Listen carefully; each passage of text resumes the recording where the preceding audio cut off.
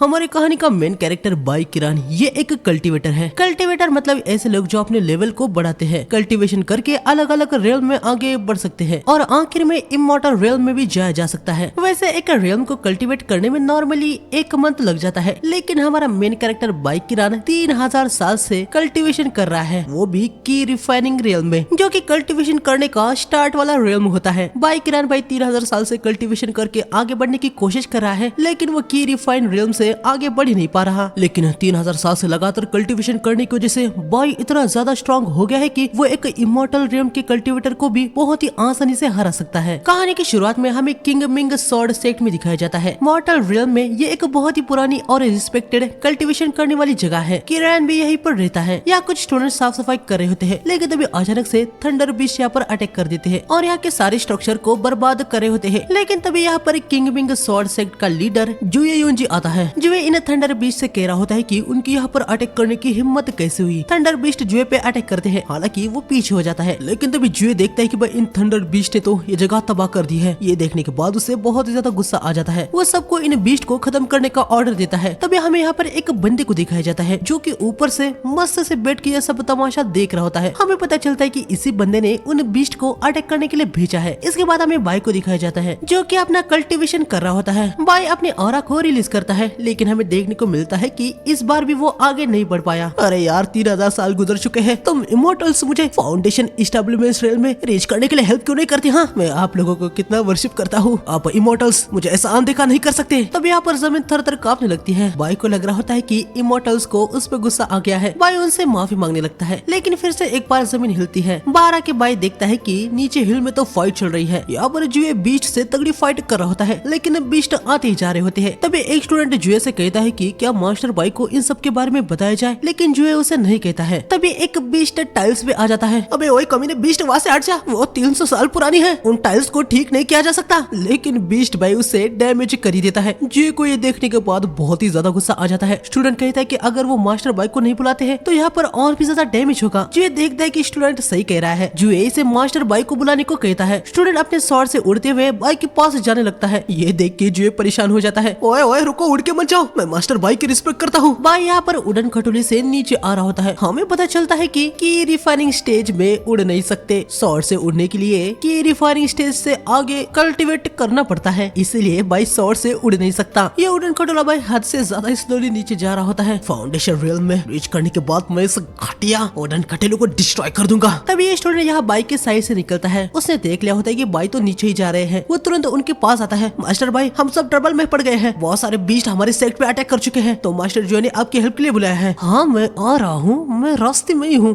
अरे बाप रे, प्लीज मुझे माफ कर दीजिए, मैं भूल ही गया था कि आप फाउंडेशन रेल में अभी तक पहुंचे नहीं हैं। बाई को भाई यहाँ पर स्टूडेंट पे बहुत ही ज्यादा गुस्सा आ रहा होता है। बंदा कह रहा होता है कि क्यों ना बाई उसके स्वॉर्ड के साथ चले। बाई बंदे को अंदर बुलाता है, वो उसकी स्वॉर्ड को लेता है और नीचे जंप लगा देता है। बंदा यहाँ पर बेचारा फंस जाता है। अब उसे धीरे धीरे नीचे आना होगा। यहाँ पर नीचे हम देखते कि बीस्ट यहाँ से भाग जाते हैं और ये बंदा सामने आ जाता है। इसका नाम हुआंग फू है, ये डीमन सेक्ट से है। जुए उसे पूछता है कि वो यहाँ पर क्या कर रहा है। हमें पता चलता है कि हुआंग फू अभी इमॉर्टल टेस्ट को पास करके आया है। वो इनको यहाँ पर अपनी बॉडी फ्लेक्स कर रहा होता है। खैर इसका यहाँ पर आने का मेन कारण बाई से फाइट करना था, लेकिन जुए उसे बताता है कि बाई अभी कल्टीवेशन कर रहे हैं, ऐसे फालतू की फाइट करने के लिए उनके पास समय नहीं है। हुआंग फू जाके किसी और से फाइट कर ले। लेकिन हुआंग फू बताता है कि इस दुनिया के सभी पावरफुल कल्टीवेटर से वो कम्पीट कर चुका है और बस यही सेक्ट बचा है। वो ऑलरेडी जानता था कि बाई बिजी हो गए, इसलिए उसने पहले थंडर बीस्ट से अटैक करवाया ताकि बाई बाहर आए। थंडर बीस्ट को हुआंग फू ने भेजा है। ये जानने के बाद जुए को उस पे बहुत ही ज्यादा गुस्सा आ जाता है। हुआंग फू समझ जाता है कि भाई बातों बातों में उसने कुछ ज्यादा ही उगल दिया। जुए हुआंग फू पे अटैक करता है, लेकिन हुआंग फू उसे ब्लॉक करके जुए को पीछे कर देता है। जुए हैरान हो जाता है। वो मन में कह रहा होता है कि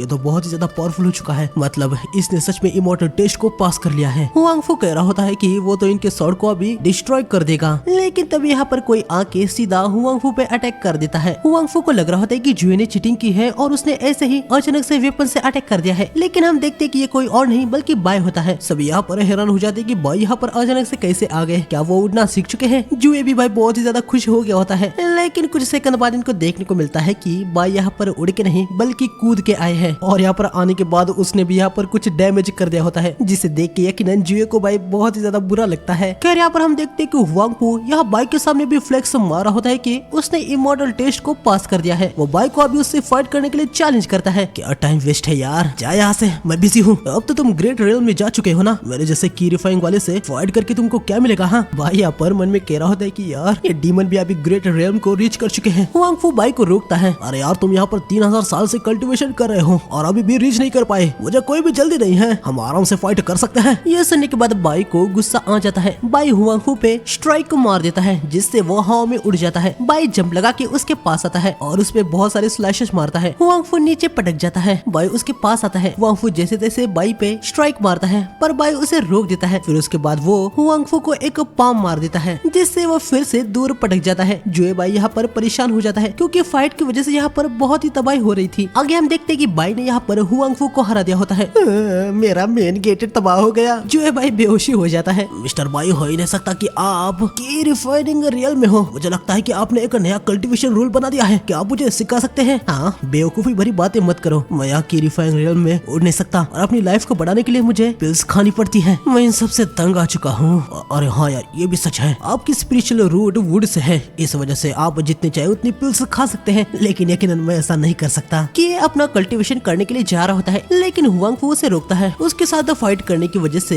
वो बाई को एक गिफ्ट देने वाला होता है जो कि बाई के फाउंडेशन रियल में रीच करने के लिए एक सीक्रेट होता है। ये सुनते ही बाई बहुत ही ज्यादा एक्साइटेड हो जाता है और वो हुआंग फू को अपने साथ आने को कहता है। थोड़ी देर बाद हमें देखने को मिलता है कि हुआंग फू जब अपने टेस्ट करने के लिए गया था तो उसे एक पत्थर पे कुछ लिखा हुआ मिला जो कि उसे भी कुछ पता नहीं था कि क्या लिखा है। उसे जो लिखा था वो सब कुछ कॉपी कर दिया था और अभी वही चीज वो यहाँ पर बाई को दिखा देता है। लेकिन यहाँ पर बाई को भी कुछ समझ नहीं आ रहा होता है कि इस पर क्या लिखा है। वो हुआंग फू से पूछता है कि क्या हुआंग फू उसके साथ कोई मजाक करा है। अगर उसे पता नहीं था कि इसमें क्या लिखा है तो वो उसे एक सीक्रेट कैसे कह सकता है। हुआंग फू बताता है कि ट्रैवल करके जब वो यहाँ पर आ रहा था तो वो ब्लेसनेस सेक्ट के सू जियांगजुए के पास भी गया था। जियांगजुए ने उसे बताया था कि उसमें रियल्म का कुछ सीक्रेट है और ये भी कहा था कि इसे बाई को देना है। जियांगजुए बाई की काफी अच्छी फ्रेंड होती है। अगर उसने कहा है कि इसमें रियल्म के बारे में कुछ सीक्रेट है तो अभी बाई को हुआंग फू पे जरा सा भरोसा आ जाता है। बाई जुए से इस कॉपी को ट्रांसलेट करने को कह रहा होता है लेकिन हम देखते कि जुए कितना डैमेज हुआ है वो सब कुछ गिन रहा था। बाई बड़े गुस्से से हुआंग फू की तरफ देखने लगता है। हुआंग फू कहने लगता है कि जितना भी डैमेज हुआ है वो सबकी भरपाई कर देगा। ये सुनते ही जुए तुरंत अपना काम करने के लिए रेडी हो जाता है। बाई जुए को कुछ हर्ब्स पिलाने को कहता है। अगर रात को हम देखते कि जुए गॉड्स को वर्शिप कर रहा होता है कि इस बार तो उसे कल्टीवेशन कर दिया जाए। तभी हम देखते कि यहाँ पर कुछ स्मोक होता है। यहाँ पर हेडेस रियल्म से जुएलिंग आया होता है। ये एक घोष होता है। इसका काम यकीनन डेड इंसानों की सोल को लेने का होता है। बाई 3000 साल से एक पिल को खा के जिंदा है। हालांकि उसे हर 50 साल में पिल को खाना पड़ता है और आखिरी बार उसे पिल खाए हुए 50 साल होने वाले थे। यानी बाई के नेक्स्ट पिल खाने का समय आ गया होता है और उसने अपनी पिल खाई नहीं है। जुए चाहे तो बाई को अभी अपने साथ ले जा सकता है। वैसे इन दोनों की आपस में काफी जान पहचान है। बाई 3000 साल हो चुके हैं, तुम्हें अपना ये पागलपना भी छोड़ देना चाहिए, तुम अभी आगे नहीं बढ़ सकते। जुएलिन मुझे अपने आप पे पूरा भरोसा है, मैं जरूर आगे जाके ही रहूंगा, मैं हार मानने के लिए बिल्कुल भी तैयार नहीं हूँ। चलो अभी तुम्हें यहाँ से जाना चाहिए। बाई जुएलिन को यहाँ से निकाल रहा होता है। वो कहता है कि अभी उसके कल्टीवेशन करने का टाइम आ चुका है लेकिन जुए कहता है कि ये सब कुछ यूजलेस है। ये सुनने के बाद बाई को थोड़ा सा गुस्सा आ जाता है। मुझे खुद पे यकीन है, मैंने कहा ना, अब यहाँ से निकलो। अच्छा ऐसी बात है क्या, तो चलो हम हमेशा की तरह बेट लगाते हैं, अगर मैं जीता तो तुम मेरे साथ आओगे। जुए बाई पे लगातार अटैक कर रहा होता है लेकिन बाई सारे अटैक को डॉज कर रहा था। बाई जुए से कह रहा होता है कि यार मुझे बस एक आखिरी मौका दे दो, ये तुम्हारी भी गलती है कि तुमने मुझे पिल खत्म हो गई है इसके बारे में बताया नहीं, और यार मैं कहाँ से बताऊँ। हाँ बाई पाम मार के जुए को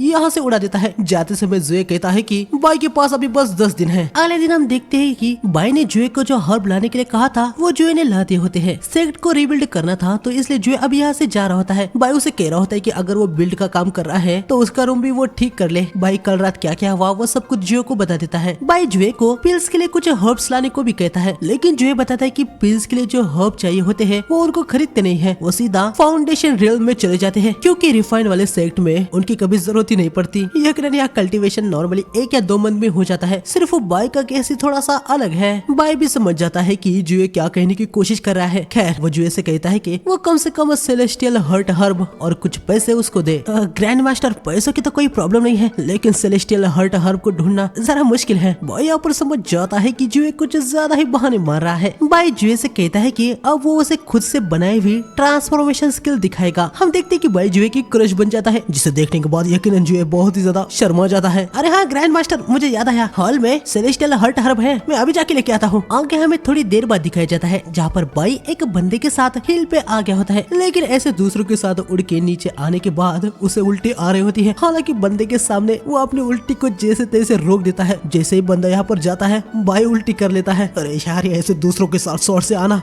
बहुत तकलीफ है ये। मुझे जल्द से जल्द अगले रियल में कल्टीवेट करना ही होगा। आगे हमें कुछ डाकुओं को दिखाया जाता है। तब ये डाकू देखते हैं कि सामने से कोई आ रहा है। यकीनन ये बाई होता है। ये सारे डाकू चुप जाते हैं। जैसे बाई इनके पास आता है डाकू बाहर आ जाते हैं और उसके पास जो भी माल है वो सब मांगने लगते हैं। बाई यहाँ पर बहुत ही ज्यादा हैरान हो जाता है क्योंकि वो बहुत सालों बाद यहाँ पर बाहर आया होता है, लेकिन उसे यकीन नहीं हो रहा था कि ह्यूमंस में अभी भी ऐसे लुटेरे हैं। डाकू अटैक करने के लिए आ रहा होता है। बाई अपनी स्वॉर्ड को निकालता है, लेकिन उससे पहले ही कोई आके डाकू को किक मार देता है। डाकू सोच में पड़ जाता है कि अब ये कौन है। बाई देखता है कि ये तो मार्शल आर्ट में कमाल का है और वो थोड़ा सा सोच भी रहा था कि क्या ये सिर्फ अपने मार्शल आर्ट के बलबूते पर यहाँ रिफाइन रियम तक रीच कर लिया है। खैर ये दोनों भी इस पे अटैक करने के लिए आ जाते हैं, लेकिन ये बहुत ही आसानी से इनके अटैक को डॉज कर रहा होता है। और आगे हम देखते हैं कि ये इन दोनों को स्लैश मार देता है और खत्म कर देता है। क्या बात है, तुम तो कमाल के हो। तुमने मार्शल आर्ट कहाँ से सीखा? डीमंस ने आतंक मचा के रखा है। तुम्हारे जैसे कमजोर स्टूडेंट को ऐसे बाहर नहीं घूमना चाहिए, ये सेफ नहीं है। बेहतर होगा कि तुम घर चली जाओ। अरे ब्रो मुझे लगता है कि तुम मेरे से ज्यादा कमजोर हो। ब्रो सुनने के बाद ये थोड़ा सा हैरान सा हो जाता है क्योंकि ये एक लड़की होती है, लेकिन बाई से एक लड़का समझ बैठा होता है। लड़की यहाँ से निकल रही होती है।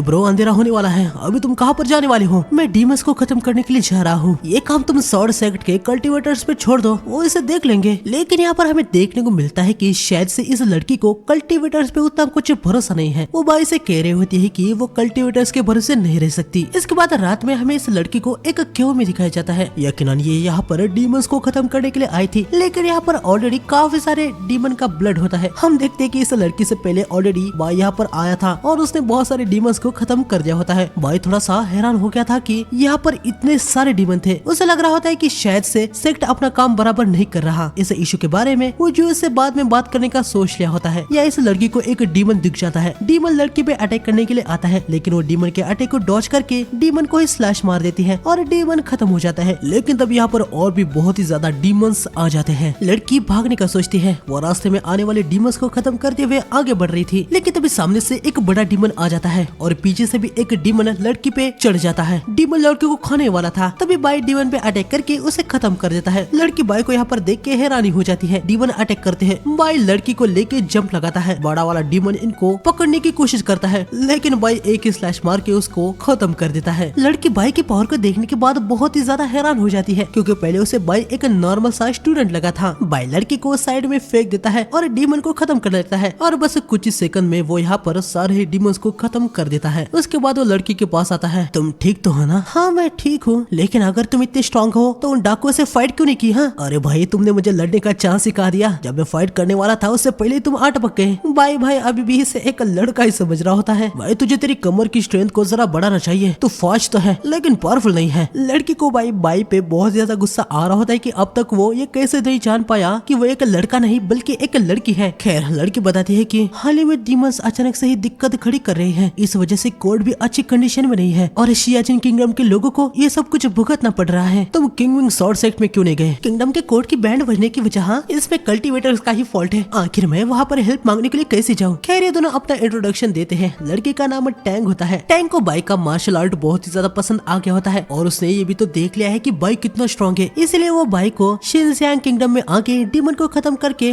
लोगों की हेल्प करने के लिए आने को कह रही होती है। बाई को इससे कोई प्रॉब्लम नहीं होती। वो कहता है कि अगर टैंग उसके लिए डिनर का इंतजाम कर देती है तो वो आ जाएगा। आगे टैंग बाई को डिलाइट हाउस में लेके आती है, जहाँ अंदर बाई खाना खाने के लिए जा रहा था, लेकिन टैंग उसे रोक देती है। वो बताती है कि ये डिलाइट हाउस विचेस से भरा हुआ है, यहाँ पर खाने में जहर हो सकता है, लेकिन भाई उसे समझाने की कोशिश कर रहा होता है कि ऐसा कुछ भी नहीं है, लेकिन टैंग फिर से बाई को रोक देती है। क्या तुम्हें पता है अचानक से ही शिंगजिया किंगडम के किंग को डिलाइट हाउस के ओनर जिया जुंग से शादी करने का मन हो रहा है। मुझे उस पे कोई भी भरोसा नहीं है। साथ ही यहाँ पर आने का मेरा कारण ये है कि ये जो डीमंस ने अचानक से आतंक मचा रखा है, इसके पीछे कोई और नहीं बल्कि जियांगजुए हो सकती है। अब बाई को भाई जियांगजुए कौन है ये तो पता ही है। जियांगजुए बाई की फ्रेंड ही होती है। बाई टैंग को समझा रहा होता है कि इसके पीछे जुए नहीं हो सकती। तभी जुए यहाँ पर आ जाते हैं और यकीनन वो यहाँ पर बाई को पहचान लेती है। आगे बाई टैंग और जुए को एक दूसरे से इंट्रोड्यूस करवाता है और बताता है कि जुए ब्लेस्ड सेक्ट की लीडर है। भले वो डीमन सेक्ट को बिलोंग करती है, पर वो एक नोबल है। अगर वो चाहे तो एक क्या 100 किंगडम को भी अपनी पावर से जीत सकती है। वो इतनी पावरफुल है। बाई जुए को टैंग के बारे में बताता है कि आज उसने उसकी जान बचाई है और उसे गलतफहमी हो गई थी कि शैंगजुआ किंगडम में हाल ही में होने वाले डीमन अटैक के पीछे जुए है। इस डीमन वाले कांड के बारे में मुझे ऑलरेडी पता है। डीमंस को डिस्ट्रीब्यूट करके मुझे फंसाने की कोई कोशिश कर रहा है और इसके पीछे कौन है इसका पता लगाने के लिए मैंने ऑलरेडी किसी को भेज दिया है। बाई टैंक को समझाता है कि अगर जुए को किंगडम चाहिए होता तो वो सीधा किंग को खत्म करके उसे हत्या लेती। उसे ऐसे डीमन जैसे कांड करने की कोई जरूरत है ही नहीं। ये सब जानने के बाद टैंक को भी यहाँ पर भरोसा हो जाता है कि जुए कल्प्रिट नहीं है और आगे वो यहाँ से चली जाती है। बाई जुए से पूछता है, क्या तुम्हें पता चल चुका है कि आखिर इसके पीछे कौन है? इसके पीछे और कोई नहीं बल्कि इमोर्टल डीमन और हेडेस रिल्म है। और अब जबकि तुम यहाँ पर आ गए हो तो आगे क्या करना है ये सब कुछ मैं तुम पे छोड़ देती हूँ। इसके बाद हमें अगले दिन दिखाया जाता है जहाँ पर बाई एक शॉप से लॉन्गेविटी हर्ब्स को लेने के लिए आया था, लेकिन यहाँ शॉप के ओनर से बाई को पता चलता है कि हर्ब्स तो खत्म हो चुके हैं। हाँ, ये कैसे हो सकता है? ये काफी बड़ी स्टोरी है। हाल ही में कुछ ऑफिसर्स आए थे और वो सारे हर्ब्स को खरीद के ले गए। अब ये जरा से भी हर्ब नहीं बचे हैं। तभी हम देखते कि यहाँ पर 2 ऑफिसर्स आते हैं। अरे यार, वो ली फैमिली से जो लड़का है वो बहुत ही कमजोर है। अगर वह सेरेमनी में बेहोश हो गया तो नहीं हम ये अफोर्ड नहीं कर सकते। शॉप ओनर, क्या तुम्हारी फैमिली में कोई लड़का है? अरे सरकार, आप तो हमेशा ही मेरी शॉप से मेडिसिन खरीदते हैं। आपने तो देखा ही है, यहाँ पर बस मैं और मेरी वाइफ रहते हैं। ये ऑफिसर यहाँ से निकल रहे होते हैं। वो किसी और फैमिली से लड़का लेने का ट्राई करने वाले होते हैं। तभी एक लड़का उनको पकड़ लेता है और उनसे कह रहा होता है कि मुझे बहुत ही ज्यादा भूख लगी है, कल रात से मैंने कुछ भी नहीं खाया। ये लड़का कोई और नहीं बल्कि बायू होता है। उसने अपने आप को ट्रांसफॉर्म कर दिया होता है। तुम्हारी फैमिली कहाँ है? हाँ, मेरी कोई भी फैमिली नहीं है, मैं एक भिखारी हूँ। ये सुनने के बाद ये दोनों ही बहुत ही ज्यादा खुश हो जाते हैं। तुम्हें चिंता करने की कोई भी जरूरत नहीं है, हम तुम्हें भरपेट खाना देंगे। सेरेमनी के लिए ये दोनों बाई को अपने साथ ले जाते हैं। आगे हमें शिंगजिया किंगडम के किंग को दिखाया जाता है। यहाँ पर हमें पता चलता है कि इस ग्रैंड मास्टर सीमा योंगो के कहने पर किंग ने वो सेरेमनी रखी थी। योंगो ने किंग से कहा होता है कि अगर वो ये सेरेमनी रखते हैं तो उनकी कोई भी विश पूरी हो जाएगी और यहाँ पर किंग को बाई जुए से शादी करने की विश मांगनी थी। खैर तभी हम देखते कि यहाँ पर टैंग आती है। टैंग कोई और नहीं बल्कि शिंगजिया किंगडम की प्रिंसेस होती है। टैंग के फादर ये जो सेरेमनी कर रहे हैं और उन्होंने जुए से शादी करने की जो जिद पकड़ के रखी है, टैंग को ये बिल्कुल भी अच्छा नहीं लग रहा था। आगे हम देखते कि बाई ये सब कुछ देख रहा था। बाई को कुछ समझ नहीं आ रहा होता है कि प्रिंसेस की शक्ल उसे टैंग की तरह क्यों दिख रही है। तब यहाँ पर कोई आके खाना रख के जा रहा होता है। बाई उसे पकड़ लेता है और उसे पूछता है कि ये वर्शिप सेरेमनी कहाँ पर होने वाली है। एल्डर बताता है कि इंपीरियल टूम में वर्शिप सेरेमनी होने वाली है और कुछ दिन बाद बाई को वहाँ पर ले जाया जाएगा। बाई यहाँ पर इंपीरियल टूम में जाने का फैसला कर लेता है। यहाँ पर टैंग अपने डैड को समझाने की कोशिश कर रही होती है कि उनको अभी इस उम्र में शादी करने की क्या ही जरूरत है, लेकिन उसके डैड मानने के लिए तैयार ही नहीं थे। वो तो जुए के प्यार में पागल हो चुके थे। बस इतनी बात नहीं थी, टैंग के डैड ने टैंग की शादी भी इनबो से करने की सोच ली होती है। ये सुनते ही टैंग इसके खिलाफ हो जाती है। वो कहती है कि इनबो एक कल्टीवेटर है, वो किंगडम के ग्रैंड मास्टर भी है, लेकिन इसके बावजूद डीमन को हंट करने की बजाय वो यहाँ पर इस वर्शिप सेरेमनी का आइडिया लेके आए हैं। वो उसे बिल्कुल भी शादी नहीं करने वाली। इतना कह के टैंग यहाँ से निकल जाती है। इनबो किंग से कह रही होती कि चिंता की कोई भी बात नहीं है, वो टैंग को शादी के लिए मना लेगा। आगे थोड़ी देर बाद इनबो यहाँ पर टैंग से मिलता है। चाहे कुछ भी हो जाए, लेकिन मैं तुमसे शादी बिल्कुल भी नहीं करूंगी। वर्शिप सेरेमनी के बाद आप खुद से मेरे साथ शादी करने के लिए राजी हो जाएंगे। इनबो टैंग को एक रोज देता है, लेकिन टैंग उसे अपने हाथ से दूर फेंक देती है और यहाँ से निकल जाती है। लेकिन गुलाब पे लगे हुए कांटे से टैंग के हाथ में हल्की सी चोट आ गई होती है, जिसे वो इग्नोर कर देती है। लेकिन यहाँ पर हम देखते कि इनबो रोज को लेता है और टैंग के ब्लड के साथ वो कुछ तो करने वाला होता है। आगे रात को भाई यहाँ पर इंपीरियल टूम के पास आता है, जहाँ पर देखता है कि यहाँ तो गार्ड्स घोड़े बेच के सो रहे हैं। बाई टूम के अंदर घुस जाता है। यहाँ पर अंदर काफी सारी शाही लोगों की टूम्स होती है। बाई एक कफिन के अंदर अपना हाथ घुसा लेता है और एक और को निकाल लेता है। इसके बाद हम देखते हैं कि वो यहाँ के काफी सारे टूम से कुछ ना कुछ तो ले रहा होता है। तभी बाई को यहाँ पर एक बड़ा सा टूम दिखता है जिसके ऊपर एक सॉर्ड होती है। वाह यार, dragon ball sword. By sword को उठा लेता है, पर हम देखते हैं कि यहाँ पर ट्रैप्स होते हैं। बाई पे तीरों से अटैक हो जाता है। बाई उनको डॉज करने लगता है, लेकिन आगे वो फंस जाता है। तभी कोई उसे खींच लेता है और बाई यहाँ पर बच जाता है। हम देखते हैं कि ये तो टैंग होती है जिसने बाई को बचाया था। ये दोनों यहाँ पर एक दूसरे को देख के हैरान हो जाते हैं और एक दूसरे से पूछते हैं कि वो यहाँ पर क्या कर रहे हैं। टैंग को बहाना मारते हैं कि इस टूम का डीमन के अटैक होने से कुछ रिलेशन हो सकता है, इसलिए वो यहाँ पर आई है। बाई भी सेम चीज टैंग को चिपका देता है। खैर आगे दोनों एक श्राइन के अंदर आते हैं, जहाँ पर इनको एक स्पेशल टूम दिखता है। बाई देखता है कि ये जगह तो बहुत ही ज्यादा क्लीन है, मतलब इसे टाइम टू टाइम मेंटेन किया जाता है। हालांकि टैंग कह रहे होते हैं कि ये कैसे हो सकता है, ऐसे ट्रैप वाले टूम में भला कौन ही आएगा। ये कफिन फाउंडिंग एम्परर की है, उनको गुजरे हो तो 100 साल से भी ज्यादा हो चुके हैं, तो ये नए जैसी कैसी हो सकती है। तब यहाँ पर एक ब्लड थ्रस्टी ट्रैप एक्टिवेट हो जाता है। बाई कहता है कि यहाँ पर खतरा है, उन्हें अभी यहाँ से निकलना होगा। बाद में वो कोई प्लान बना के यहाँ पर वापस आ जाएंगे। लेकिन हम देखते हैं कि टैंग यहाँ पर इस कफिन को जलाने जा रही होती है। ओए भाई, तो ये क्या कर रहा है? ये इंपीरियल टॉम है, अगर किसी को पता चल गया तो क्या? ये सब मेरे फैमिली से ही बिलोंग करता है। मुझे शुरू से ही वो वर्शिप सेरेमनी कुछ ठीक नहीं लग रही थी। मेरे किंगडम के लोगों को बचाने के लिए मैं कुछ भी कर सकती हूँ। तो मतलब तुम सच में प्रिंसेस हो? हाँ, तुम्हें कैसे पता चला कि मैं प्रिंसेस हूँ? भाई टैंक के मुंह में वो ऑर्ब डाल देता है जिससे वो बेहोश हो जाती है। हाँ चलो ठीक है, ये नाइट पल तुम्हें कुछ देर के लिए शांत रखेगा। तभी बॉय सोच लगता है कि भाई उसने ये पल उस टूम से निकाला था। भाई को बहुत ही ज्यादा किलस आती है। खैर इसके बाद हमें डिलाइट हाउस में दिखाया जाता है, जहाँ इन दोनों को यकीनन पता चल गया होता है कि टैंक कोई और नहीं बल्कि प्रिंसेस है। इन्होंने उसे बांध रखा होता है। बाई ने इसे डीमन के अटैक, वर्शिप सेरेमनी और टूम पे जो काट करके रखा था, इसके पीछे कौन है उसको ढूंढने का एक प्लान बनाया होता है। वो जैसे कहता है कि वो नाटक करे कि वो किंग से शादी करना चाहती है। फिर जैसे ही इन सब के पीछे वाला मास्टरमाइंड वहाँ बाहर आएगा, बाई उसकी बैंड बजा देगा। जियांग जुए इसके लिए मान जाती है, लेकिन वो कह रही होती कि कहीं वो किंग से शादी करने के लिए तैयार है। ये सुनने के बाद किंग मर ही ना जाए। टैगन से कहती है कि वो उसके फादर के बारे में ऐसी बातें ना करे। जुए बाई को कुछ देर के लिए बाहर जाने को कहती है। बाई के जाने के बाद जुए टैंक को यहाँ अपने एक घाव को दिखाती है, जिसको देख के टैंक बहुत ही ज्यादा हैरान हो जाती है। जुए टैंक से पूछती कि क्या वो इसकी स्टोरी सुनना चाहेगी। आगे हमें थोड़ी देर बाद दिखाया जाता है जहाँ जुए ने अपनी स्टोरी को बता दिया होता है, जिसे सुन के टैंक रो ही रही होती है। जुए की स्टोरी क्या है ये हमें आगे पता चलेगी। खैर बाई को जो प्लान होता है इसके लिए टैंक भी अभी एग्री कर ली होती है। अगले दिन टैंक अपने डैड को बताती है कि जुए उनसे शादी करे, इसलिए उसने जुए को मना लिया है। हालांकि इस बात को वो किसी को भी ना बताए, ग्रैंड मास्टर को भी नहीं। ये सुन के तो भाई किंग इतने खुश हो जाते हैं कि वो खुद को संभाल ही नहीं पाते। टैंक मन में कहती है कि अच्छा वाह, ये बात तो मैंने बताई, अगर इसी सीधा जुए के मुंह से सुनते तो मर ही जाते। आगे टैंक अपने डैड से कहती है कि उसकी और एक रिक्वेस्ट है, वो टैंक की शादी अपने मर्जी से किसी से भी नहीं करवा सकते। उसको किससे शादी करनी है ये उसका डिसीजन होगा। अगर उसके डैड इस बात को प्रॉमिस नहीं करते हैं तो वह जुए को किंगडम छोड़ के जाने के लिए मना लेगी। किंग कहते हैं कि वो टैंक की बात से एग्री है, अब वो बड़ी हो चुकी है, उसको किससे शादी करनी है ये उसकी मर्जी होगी। आगे रात को हम देखते हैं जहाँ जुए यहाँ कासल में आ गई होती है। कल ही सेरेमनी होती है, इसलिए जुए यहाँ पर तैयार हो रही होती है। तभी टैंक उसके घाव देखती है। हमें हल्का सा पास्ट का सीन दिखाया जाता है जहाँ जुए ने टैंक को अपने पास्ट के बारे में बताया था। जुए बताती है कि उसकी मॉम एक ह्यूमन और उसके फादर एक डीमन है। 1000 साल पहले ह्यूमन और डीमन के बीच में एक वॉर था, तब मॉर्टल वर्ल्ड केओस में था। डीमन किंग तब बस एक डीमन आर्मी का वॉरियर था। ह्यूमन के खिलाफ बैटल में जीतने के बाद उसने जुए के मॉम के साथ जबरदस्ती की, उसी से ही जुए पैदा हो गई। डीमन ने अपनी बेटी के साथ उसकी मॉम को भी मार दिया, लेकिन उस हादसे में जुए की मॉम ने अपनी जान दे के जुए को बचा लिया। लेकिन डीमन को इसका पता नहीं चला। भले ही जुए की मॉम एक ह्यूमन थी, लेकिन डीमन का ब्लड भी उसके अंदर था। इस वजह से उसके अंदर डीमन की पावर्स भी आ गई। इसलिए डीमन किंग जुए को वापस लेना चाहता है। उसने डीमंस को भेज के ऐसा दिखाया कि जुए ने उनको भेजा है ताकि ह्यूमंस का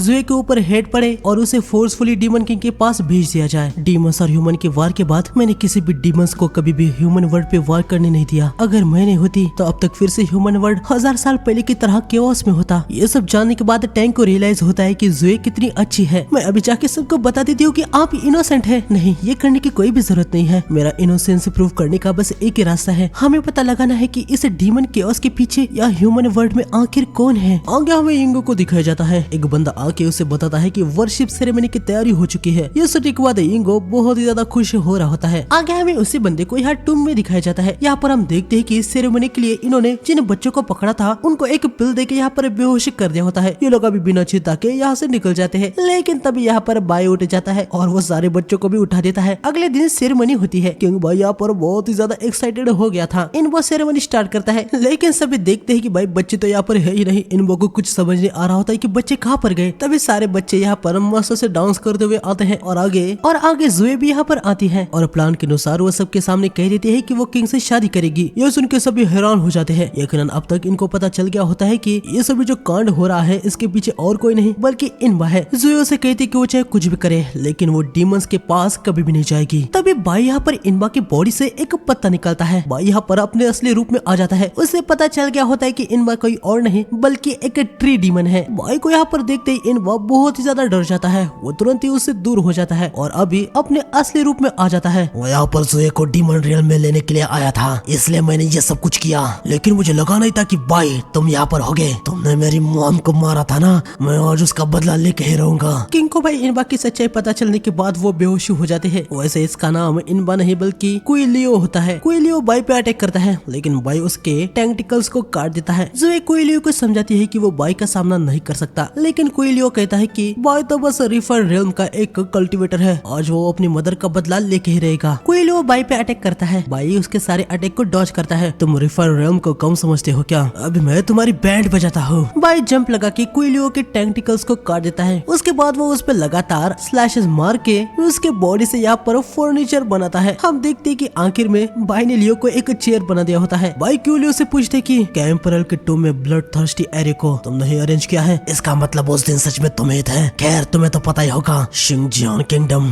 ड्रैगन ब्लड लाइन का है। ओल्ड एम्परर रिजरेक्ट होना चाहते थे और एरे की तैयारी उन्होंने ऑलरेडी की थी। अपने लोगों को सैक्रिफाइस करके वो खुद को रिजरेक्ट करना चाहता है। देखा जुए, ये ह्यूमन डीमन से कुछ अलग नहीं है। अभी भी तुम इनकी हेल्प करना चाहती हो? सदियों से ह्यूमन और डीमन के बीच में जो वॉर चल रहा है, मैं बस उसे बंद करना चाहती हूँ। ये वॉर ही वजह है जिससे बहुत सारे मासूम मारे जाते हैं। लेकिन कोई लियो को भाई इससे कुछ भी लेना देना नहीं था। वो यहाँ पर जो करने के लिए आया था वो कर ही देता है। तुम्हें क्या लगता है कि सिर्फ बच्चों का सैक्रिफाइस एक अकेला रास्ता है जिससे ब्लड एरे को एक्टिवेट किया जा सकता है? हम देखते कि कोई लियो उसी रोज को समन करता है जिसमें उसने टैंक के ब्लड को लिया था। हमें पता चलता है कि टैंक का ब्लड वो भी ब्लड थर्स्टी एरे को एक्टिवेट कर सकता है। कोई लियो यहाँ पर टैंक के ब्लड से ब्लड थर्स्टी एरे को एक्टिवेट कर देता है। यहाँ पे सारे नॉर्मल लोगों पे उसका असर होने लगता है। ये दोनों टैंक के पास आ जाते हैं। मेरे ब्लड से ये एक्टिवेट हुआ है, इसका मतलब ये है कि मेरे अंदर ड्रैगन बॉल ब्लड है। बाय प्लान बी को एक्टिवेट करो। बाय टूम के ऊपर वाले हिस्से को तोड़ देता है। सिर्फ ड्रैगन ब्लड वाला ही अंदर जा सकता है, इसलिए टैंक अंदर चली जाती है। इन लोगों ने भाई सिंपल प्लान बनाया था कि बाई बच्चों को बचाएगा, एरे एक्टिवेट नहीं होगा और कल्प्रिट को पकड़ा जाएगा। लेकिन यहाँ पर पास्ट में भी टैंक ने कहा था कि अगर ये कोई रास्ता काम नहीं करेगा और एरे एक्टिवेट हो जाता है तो वो लोग क्या करेंगे। बाई ने बताया था कि अगर ऐसा होता है तो पहले उनको एरे को तोड़ना होगा, जो कि सिर्फ ड्रैगन ब्लड वाला ही कर सकता है। अभी इनको कंफर्म नहीं था कि टैंक के पास ड्रैगन बॉल ब्लड है। खैर अभी प्रेजेंट में इनको पता चली गया है कि टैंक अंदर जा सकती है, इसलिए वो अंदर जा चुकी होती है। रिजरेक्ट होने के बाद एरे यूजर वाला 100 माइल के अंडर के पीपल को अफेक्ट करता है, उनको वो डैमेज भी करता है। टैंक को यहाँ पर अपने ब्लेड से रिजरेक्ट हुए ओल्ड एम्परर को दूसरे से डिस्कनेक्ट करना होगा, इससे एरे बंद हो जाएगा, फिर आगे बाय अंदर आ सकता है। यहाँ पर अंदर हम देखते हैं कि टैंक के ग्रैंडफादर यानी ओल्ड एम्परर रिजरेक्ट हो गए होते हैं। टैंक को उन पे बहुत ज्यादा गुस्सा आ गया होता है कि उन्होंने अपने आप को रिजरेक्ट करने के लिए डीमन से ह्यूमन को मरवा दिया। हालांकि यहाँ पर ओल्ड एम्परर को इससे कोई भी घंटा फर्क नहीं पड़ रहा होता। वो अपनी ग्रैंड डॉटर से कह रहा होता है कि उनके लिए वो बस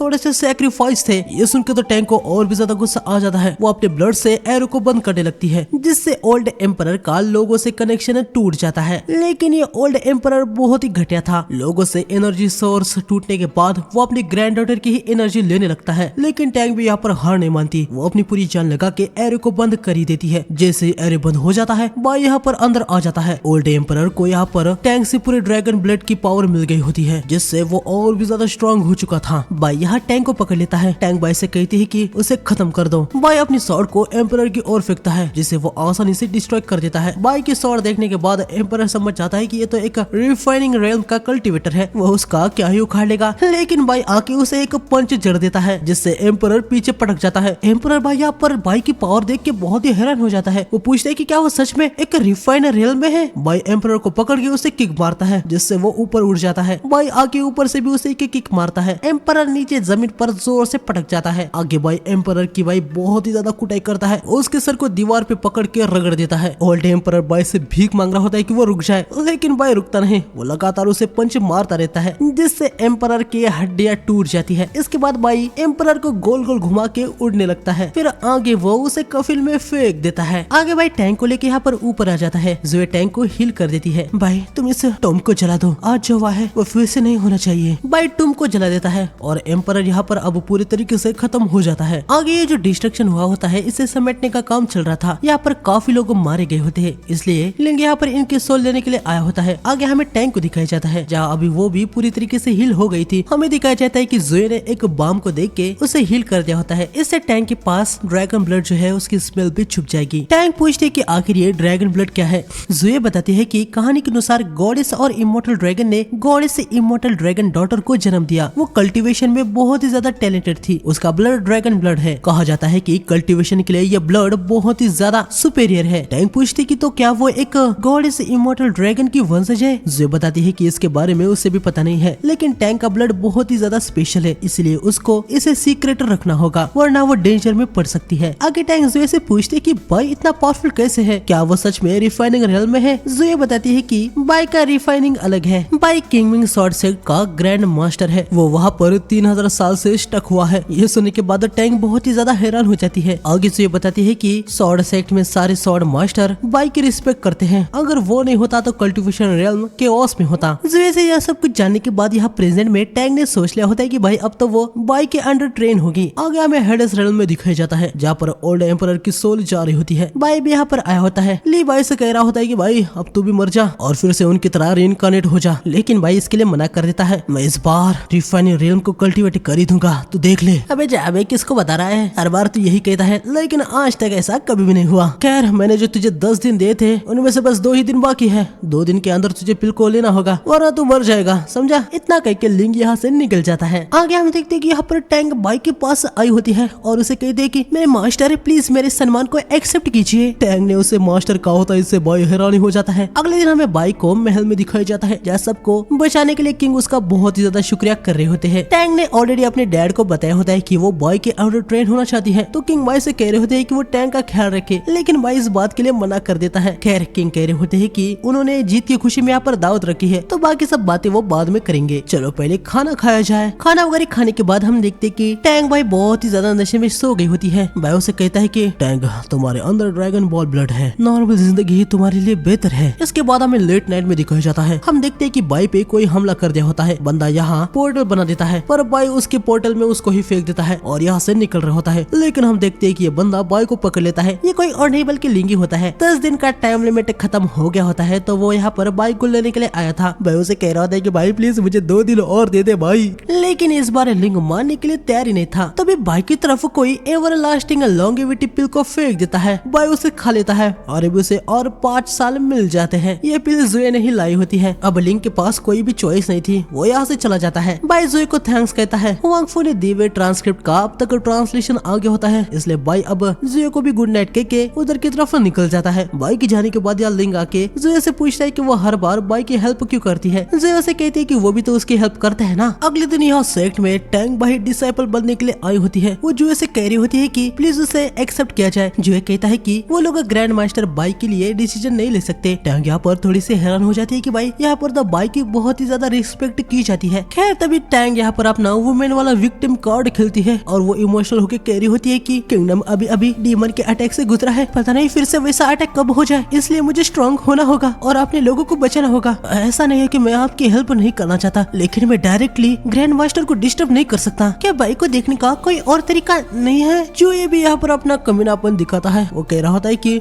हमें ग्रैंड मास्टर को माउंटेन पे पिल्स को भेजते रहना पड़ता है। हालांकि हाल ही में यहाँ सेक्ट में थंडर वुल्फ ने अटैक कर दिया था, जिससे सारा सप्लाई खत्म हो गया, इसलिए ग्रैंड मास्टर को खुद नीचे जाके होप्स को ढूंढना पड़ता है। हमारे जैसे कल्टिवेटर्स ज्यादा लोगों के बीच में नहीं रहते ना, तो हमारे पास पैसे कमाने के लिए बहुत ही कम रास्ते हैं। अभी हम ऐसे ग्रैंड मास्टर को खाली हाथ कैसे मिलने के लिए जा सकते हैं? ये अच्छा नहीं लगता ना। जुए भाई इनडायरेक्टली टैंग से पैसे मांग रहा होता है और एक दिन टैंग एक प्रिंसेस है, तो उसके पास पैसों की कोई कमी नहीं होती। वो तुरंत जुए से कह रही होती है कि वो इनको 10,000 सिल्वर देगी। ये सुनने के बाद जुए भाई बहुत ही ज्यादा खुश हो जाता है। अगले दिन हम देखते हैं कि जुए टैंग को यहाँ बाई के पास लेके आ जाता है, जहाँ पर यकीनन टैंग बाई से कह रही होती है कि वो टैंग को अपना डिसाइपल बना ले। बाई पूछता है कि ये सेक्ट के एल्डर्स यहाँ पर क्या कर रहे हैं। सभी बहाना मार रहे होते हैं कि वो बाई के लिए कुछ लेके आए हैं। बाई को बहुत ही ज्यादा गुस्सा आता है, वो सभी एल्डर्स को यहाँ से भगा देता है। टैंग बाई से कह रही होती है कि वो ये सब क्या कर रहा है, उसने अपने पैसों से ये सब खरीदा है। ये सुनने के बाद बाई समझ जाता है कि जुए टैंग को यहाँ तक कैसे लेके आया। भाई ये जुए भयानक पैसों का लालची है। जुए भाई फटाक से सब्जेक्ट बदलता है और बताता है कि वांग फू ने जो स्क्रिप्चर्स लाए थे उनका थोड़ा सा ट्रांसलेशन आ गया है। ये सुन के बाई तुरंत उसको देखने लगता है। जुए भी देख रहा होता है। बाई उसे कहता है कि वो अब यहाँ पर क्या कर रहा है, उसका काम हो चुका है। जुए बाई से विदा लेके यहाँ से निकल जाता है, लेकिन वो टैंक को यहीं पर छोड़ देता है। बाई उसे कह रहा होता है कि ओए इसको नीचे खोल ले जाएगा, लेकिन जुए तब तक यहाँ से निकल चुका होता है। आगे रात हो गई होती है। टैंग अभी भी यहीं पर थी। बाई स्क्रिप्चर्स को समझने की कोशिश कर रहा होता है, लेकिन उसे कुछ समझ नहीं आ रहा था। तभी टैंग बाई के पास आती है और हम देखते हैं कि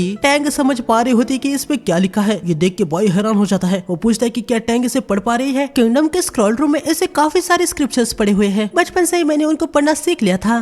प्लीज टैंग, क्या तुम बता सकती हो कि इसमें क्या लिखा है? टैंग पेपर को देखने लगती है। वो बताती है कि इसमें सब कुछ लिखा हुआ नहीं है, इसमें बस अधूरी बात है और आगे क्या लिखा है ये भी उसे देखना होगा। अगले दिन हम देखते हैं कि बाई के पास जितना भी स्क्रिप्चर पड़ा था वो सब कुछ टैंग को दे देता है, लेकिन टैंग अब यहाँ पर एक चाल चलती है। वो बाई को बताती ही नहीं कि इसमें क्या लिखा है। वो यहाँ से जाने लगती है। बाई भी समझ जाता है, ठीक है मैं तुम्हें अपना डिसेबल बना लूंगा, उसके बदले तुम्हें मेरी ट्रांसलेटर बनना होगा, ठीक है? टैंग भी इसके लिए यकीनन मान ही जाती है। आगे टैंग इससे ट्रांसलेट करना शुरू कर देती है, लेकिन बाई यहाँ पर भाई वेट ही नहीं कर पा रहा होता। वो बार बार कोई ना कोई बहाना बना के पूछ रहा होता है कि क्या ट्रांसलेशन हो गया। टैंक को इससे काफी ज्यादा इरिटेशन हो रहा होता है। वो बाई से कहती है कि वो उसे डिस्टर्ब ना करे। अगले दिन बाई यहाँ पर चुपचाप बैठ जाता है और टैंक का काम कंप्लीट होने का वेट कर रहा होता है। फाइनली टैंक कहती है कि ट्रांसलेशन हो गया। बाई तुरंत अंदर आ जाता है। टैंक बाई को बताती है कि जो स्क्रिप्चर थे उसमें लैंड इमोर्टल के एग्जिस्टेंस के बारे में रिकॉर्ड्स है। लैंड इमोर्टल ये उस लैंड में रहता है, जैसे कि वो एक इमोर्टल है तो लाइफ और डेथ से वो फ्री है। बाई को ये कुछ खास समझ नहीं आ रहा था। वैसे भी ये सुनने में उसे कोई दिलचस्पी नहीं थी। वो टैंक से पूछता है कि क्या उस पे किसी रियल्म के बारे में कुछ मेंशन किया गया है। टैंक बताते है कि उसमें बस इतना ही था। ये सुन के बाई थोड़ा सा हैरान हो जाता है। वो अपने मन में कह रहा होता है कि शायद हुआंगफू ने ग्रेट डिस्टॉलेशन जहाँ से ये स्क्रिप्चर उसने कॉपी किया था वहाँ से कुछ और इन्फॉर्मेशन लेना भूल गया है। बाई वहाँ पर खुद जाने का सोच लेता है। आगे दोनों माउंटेन के एज पे आते हैं। बाई ने हुआंगफू को यहाँ पर बुला लिया होता है। बाई के साथ लड़की को देख के हुआंगफू थोड़ा सा हैरान हो जाता है। बाई उसे कहता है कि वो ज्यादा ना सोचे, ये उसकी बस डिसाइपल है। खैर बाई हुआंगफू को बताता है कि उसने ग्रेट डिल्यूजन में मिले हुए स्टोन से सब कुछ कॉपी नहीं किया है। वो लोग वहाँ पर जा रहे हैं। यकीनन बाई शॉर्ट के साथ उड़ नहीं सकता तो उससे कोई चाहिए था और हुआंगफू को एग्जैक्ट लोकेशन भी पता थी, इसलिए बाई ने उसे ही बुला लिया होता है। अरे यार, भले ही वहाँ पर क्या लिखा हुआ था वो मैं पढ़ नहीं पाया, लेकिन स्टोन पे जो कुछ भी था वो सब कुछ मैंने कॉपी किया था। हुआंगफू उस स्टोन पे लैंड इमोर्टल के बारे में मेंशन किया गया है और डिमोनिक कल्टीवेशन वाले इमोर्टलिटी को अचीव नहीं कर सकते। क्या पता शायद वहाँ पर कुछ ऐसा हो जिससे तुम भी इमोर्टलिटी को अचीव कर पाओ। ये सुनते ही हुआंगफू बहुत ही ज्यादा एक्साइटेड हो जाता है और तुरंत उधर की तरफ निकलने के लिए तैयार हो जाता है। ये तीनों उधर की तरफ निकल पड़ते हैं। काफी लंबा सफर तय करने के बाद आखिर में ये लोग वहाँ पर आ जाते हैं जहाँ पर हुआंगफू को वो स्टोन दिखा था, लेकिन अभी इनको यहाँ पर वो स्टोन दिखता ही नहीं। तभी टैंक को यहाँ पर कुछ दिखता है। वो उसे बहुत ही ज्यादा क्यूट लग रहा होता है। बाई तुरंत टैंक के पास आता है और हम देखते हैं कि भाई ये तो एक क्रैब मॉन्स्टर होता है। बाई टैंक को उसे दूर कर देता है और हुआंगफू उसे खत्म कर देता है। हालांकि टैंक को थोड़ी सी चोट आ ही गई होती है। बाई उसे हील कर देता है, लेकिन उसके ब्लड का एक बूंद नीचे गिर जाता है और यकीनन टैंक का ब्लड ड्रैगन बॉल ब्लड है, तो यहाँ पर कुछ होने लगता है। हम देखते हैं कि ये स्टोन यहाँ पर बाहर आ जाता है। भाई ये वही स्टोन है, लेकिन इस बार ये कुछ ज्यादा ही बड़ा लग रहा है। यानी हुआंगफू को पहले बस आधा स्टोन दिखा था, यानी उसने बस आधी ही इन्फॉर्मेशन लाई थी। बाई टैंक को इसे पढ़ने को कहता है। टैंक स्टोन को टच करती है। उसके हाथ पे अभी भी उसका ब्लड होता है। जैसे ब्लड स्टोन के कांटेक्ट में आता है यहाँ पर जमीन थर थर कांपने लगती है। ये तीनों तुरंत पीछे हट जाते हैं। आगे हम देखते कि यहाँ पर तो एक सिटी जमीन के अंदर से ऊपर आ जाती है। इनको कुछ समझ नहीं आ रहा होता है कि आखिर ये क्या है। बाई कहता है कि चलो अंदर चलते हैं। यहाँ अंदर इन सबको कुछ अजीब भूतिया जैसी आवाज आने लगती है, जिससे हुआंगफू को डर लग रहा था। अबे तुम्हें शर्म आनी चाहिए, तुम डीमन सेक्ट के हो और ऐसी चीजों से डर रहे हो। टैग तो भाई यहाँ पर हुआंगफू के पीठ पर ही बैठ जाती है। वो बताती है कि स्टोन पे उसे पढ़ा था कि लैंड इमोर्टल के पास स्पेशल स्किल्स है। बाई उसे पूछता है कि क्या उसने कुछ रियल्म के बारे में पढ़ा, लेकिन वो बताती है कि उसे टाइम ही नहीं मिला, वो सब कुछ देख नहीं पाई। खैर बाई और भी ज्यादा अंदर जा रहा होता है। उसे लग रहा था कि शायद से अंदर उसे कुछ क्लू मिल जाए, लेकिन तब यहाँ का वेदर चेंज हो जाता है और अचानक से सामने से एक बेल बजने लगती है। भाई ये जगह हमारी स्पिरिचुअल एनर्जी को खींच रही है, तुम जरा फोकस करो और बेल की आवाज को मत सुनो। लेकिन तभी बाई देखता है कि टैंक तो हुआंगफू के पीठ पर है ही नहीं। ये दोनों देखते हैं कि टैंक आगे जा रही है। बाई टैंक के पास आता है। वो देखता है कि टैंक इस बेल की आवाज से हिप्नोटाइज हो चुकी है और अभी वो बाई की कोई बात नहीं सुन पा रही। बाई अपनी स्वॉर्ड को निकाल के उससे साउंड प्रोड्यूस करता है, जिससे बेल वाले साउंड का इफेक्ट स्टॉप हो जाता है। टैंक नॉर्मल हो गई होती है, हालांकि वो बेहोश हो जाती है। आगे तीनों बाहर आ जाते हैं। बाहर आने के बाद बाई टैंक को हुआंगफू के पास देता है और उससे कहता है कि वो टैंक को लेके यहाँ से दूर चला जाए। वो स्टोन पे जो कुछ भी लिखा है उसे फटाक से कॉपी कर लेगा। हुआंगफू टैंक को लेके यहाँ से निकल जाता है। आगे बाई यहाँ पर फटाफट स्टोन पे जो लिखा होता है वो लिखने लगता है, लेकिन तभी ये स्टोन वापस नीचे जा रहा होता है और वो भी काफी तेजी से। बाई अपने लिखने की स्पीड को बढ़ाता है और सब कुछ लिख लेता है। फिर हुआंगफू के पास आ जाता है। ये ठीक तो है ना? हाँ ये ठीक है, बस इसकी स्पिरिचुअल एनर्जी ड्रेन हो गई है। ये लोग सेक्ट की तरफ निकल जाते हैं। तभी हम देखते हैं कि यहाँ पर एक मैजिक सर्कल बन जाता है, जिसमें से रेड ऑर्ब निकलता है। आगे हमें सेक्ट में दिखाया जाता है, जहाँ पर बाई ने टैंक के अंदर स्पिरिचुअल एनर्जी डाल दी होती है। अभी वो सो रही होती है। बाई ने स्टोन से जो लिखा था वो स्क्रॉल जुए को वो दे देता है। जब तक टैंक ठीक नहीं होती तब तक बाई ने जुए से कहा होता है कि वो इस स्क्रॉल को किसी और से ट्रांसलेट कर ले। आगे बाई यहाँ पर टैंक के पास आता है। वो इतना समझ चुका होता है कि वो एंशिएंट सिटी टैंक के ब्लड की वजह से ही वहाँ पर अपीयर हुई, यानी वो ड्रैगन बॉल ब्लड के रिलेटेड है। आगे हमें उसे रेड ऑर्ब को दिखाया जाता है, जो कि एक चेरी ब्लॉसम ट्री के अंदर घुस जाता है और वो सिटी यहाँ पर आ जाती है। आगे 2 पर्सन यहाँ पर आए होते हैं। अचानक से इधर इतनी बड़ी सिटी को देख के ये लोग हैरान हो जाते हैं। वो इसके बारे में ऑफिसर को रिपोर्ट करने का सोच लेते हैं। इसके बाद हमें इसी सिटी के अंदर एक बड़े से बिल्डिंग में एक एंटिटी को दिखाया जाता है। आगे हमें टैंक और बाई को दिखाया जाता है, जहाँ बाई यहाँ पर टैंक की ट्रेनिंग ले रहा होता है। बाई टैंक को अपनी पाँव वाली टेक्निक दिखाता है, जिससे वाटर फॉल उल्टा बहने लगता है। टैंग ये देखने के बाद बहुत ही ज्यादा हैरान हो जाती है। मास्टर आप तो कमाल के हैं। टैंग से अपनी तारीफ सुनने के बाद यहाँ पर बाय भी बड़ा चौड़ में आ रहा होता है। सुनो टैंग, तुम्हें अपनी बॉडी की स्पिरिचुअल एनर्जी को लगातार यूज करने के लिए कंसंट्रेट करना है। चलो अब तुम प्रैक्टिस करो। टैंग बाय ने जैसे कहा है वैसा करती है। यकीनन वो पहली बार ये कर रही है तो बस हल्का सा ही पानी ऊपर आता है, जो देखने के बाद टैंग को बाय बिल्कुल भी अच्छा नहीं लगता। अरे चिंता मत करो, तुम और भी ज्यादा प्रैक्टिस करो, मैं जरा ज्यादा ही टैलेंटेड हूँ ना, ये करने के लिए मुझे बस 3 ही दिन लग गए थे। टैंग अपना कोशिश कर रही होती है। बाय उसे कह रहा होता है कि टैंग के पास ड्रैगन बॉल ब्लड है, वो टैलेंटेड है, लेकिन वो बस अभी तो रिकवर हुई ना, तो उसे ये सब कुछ सीखने के लिए थोड़ा टाइम लग जाएगा। लेकिन तभी बाय यहाँ पर हद से ज्यादा हैरान हो जाता है। हम देखते हैं कि भाई टैंग ने ये टेक्निक सीख ली होती है। बाय मन में कह रहा होता है कि यार ये ड्रैगन बॉल ब्लड वाले तो कमाल के हैं। मास्टर आप तो सिखाने में कमाल के हैं, मैं तो ये तुरंत ही सीख गई। हम देखते हैं कि भाई टैंग तो अब वाटर से अलग अलग कुछ स्ट्रक्चर बना पा रही होती है। क्या कहते हो मास्टर, सब कुछ बराबर तो है ना? बाय के पास अभी कहने के लिए कुछ भी नहीं था, वो बस इतना ही कहता है कि टैंग यहाँ पर और भी ज्यादा प्रैक्टिस कर ले। इसके बाद हमें फोर्जिंग मैंशन में दिखाया जाता है, जहाँ पर एक एल्डर आके फोर्जिंग सेक्ट के लीडर यूए कियान लियान से कहता है कि मिस्टर यूए कुछ तो हो गया है। क्या बात है, क्या दिख नहीं रहा कि मैं यहाँ पर स्वॉर्ड को फोर्ज कर रहा हूँ? अगर कुछ गड़बड़ हुई तो मैं तुमको फोर्ज में फेंक दूंगा। मिस्टर यूए प्लीज मुझे माफ कर दीजिए, डोंगलिंग किंगडम के एम्पायर ने हमसे बैकअप के लिए रिक्वेस्ट की है। ये सुन के कियान लियान थोड़ा सा हैरान हो जाता है। तब यहाँ पर कियान लियान का छोटा भाई कियान रेन आता है। आखिर बात क्या है? बात यह है कि डोंगलिंग किंगडम के नॉर्थ में अचानक से ही एक एंशिएंट सिटी अपीयर हो चुकी है। उन्होंने वहाँ पर अपने काफी सारे सेना और फाउंडेशन रियल्म की कल्टीवेशन को भेजा, लेकिन वो सारे गायब हो गए, वो वापस ही नहीं आए। ये सुनने के बाद ये दोनों ही हैरान रह जाते हैं। आगे एल्डर ये भी बताता है कि गोल्डन पिल के कल्टीवेशन को भी उस सिटी में भेजा गया, लेकिन वो सब भी गायब हो गए। ये आप क्या कह रहे हैं? यहाँ तक गोल्ड पिल के कल्टीवेटर्स भी गायब हो गए? हाँ, इसलिए तो डोंगलिंग किंगडम के एम्परर ने उनके मेंस को यहाँ पर बैकअप के लिए भेजा है। भैया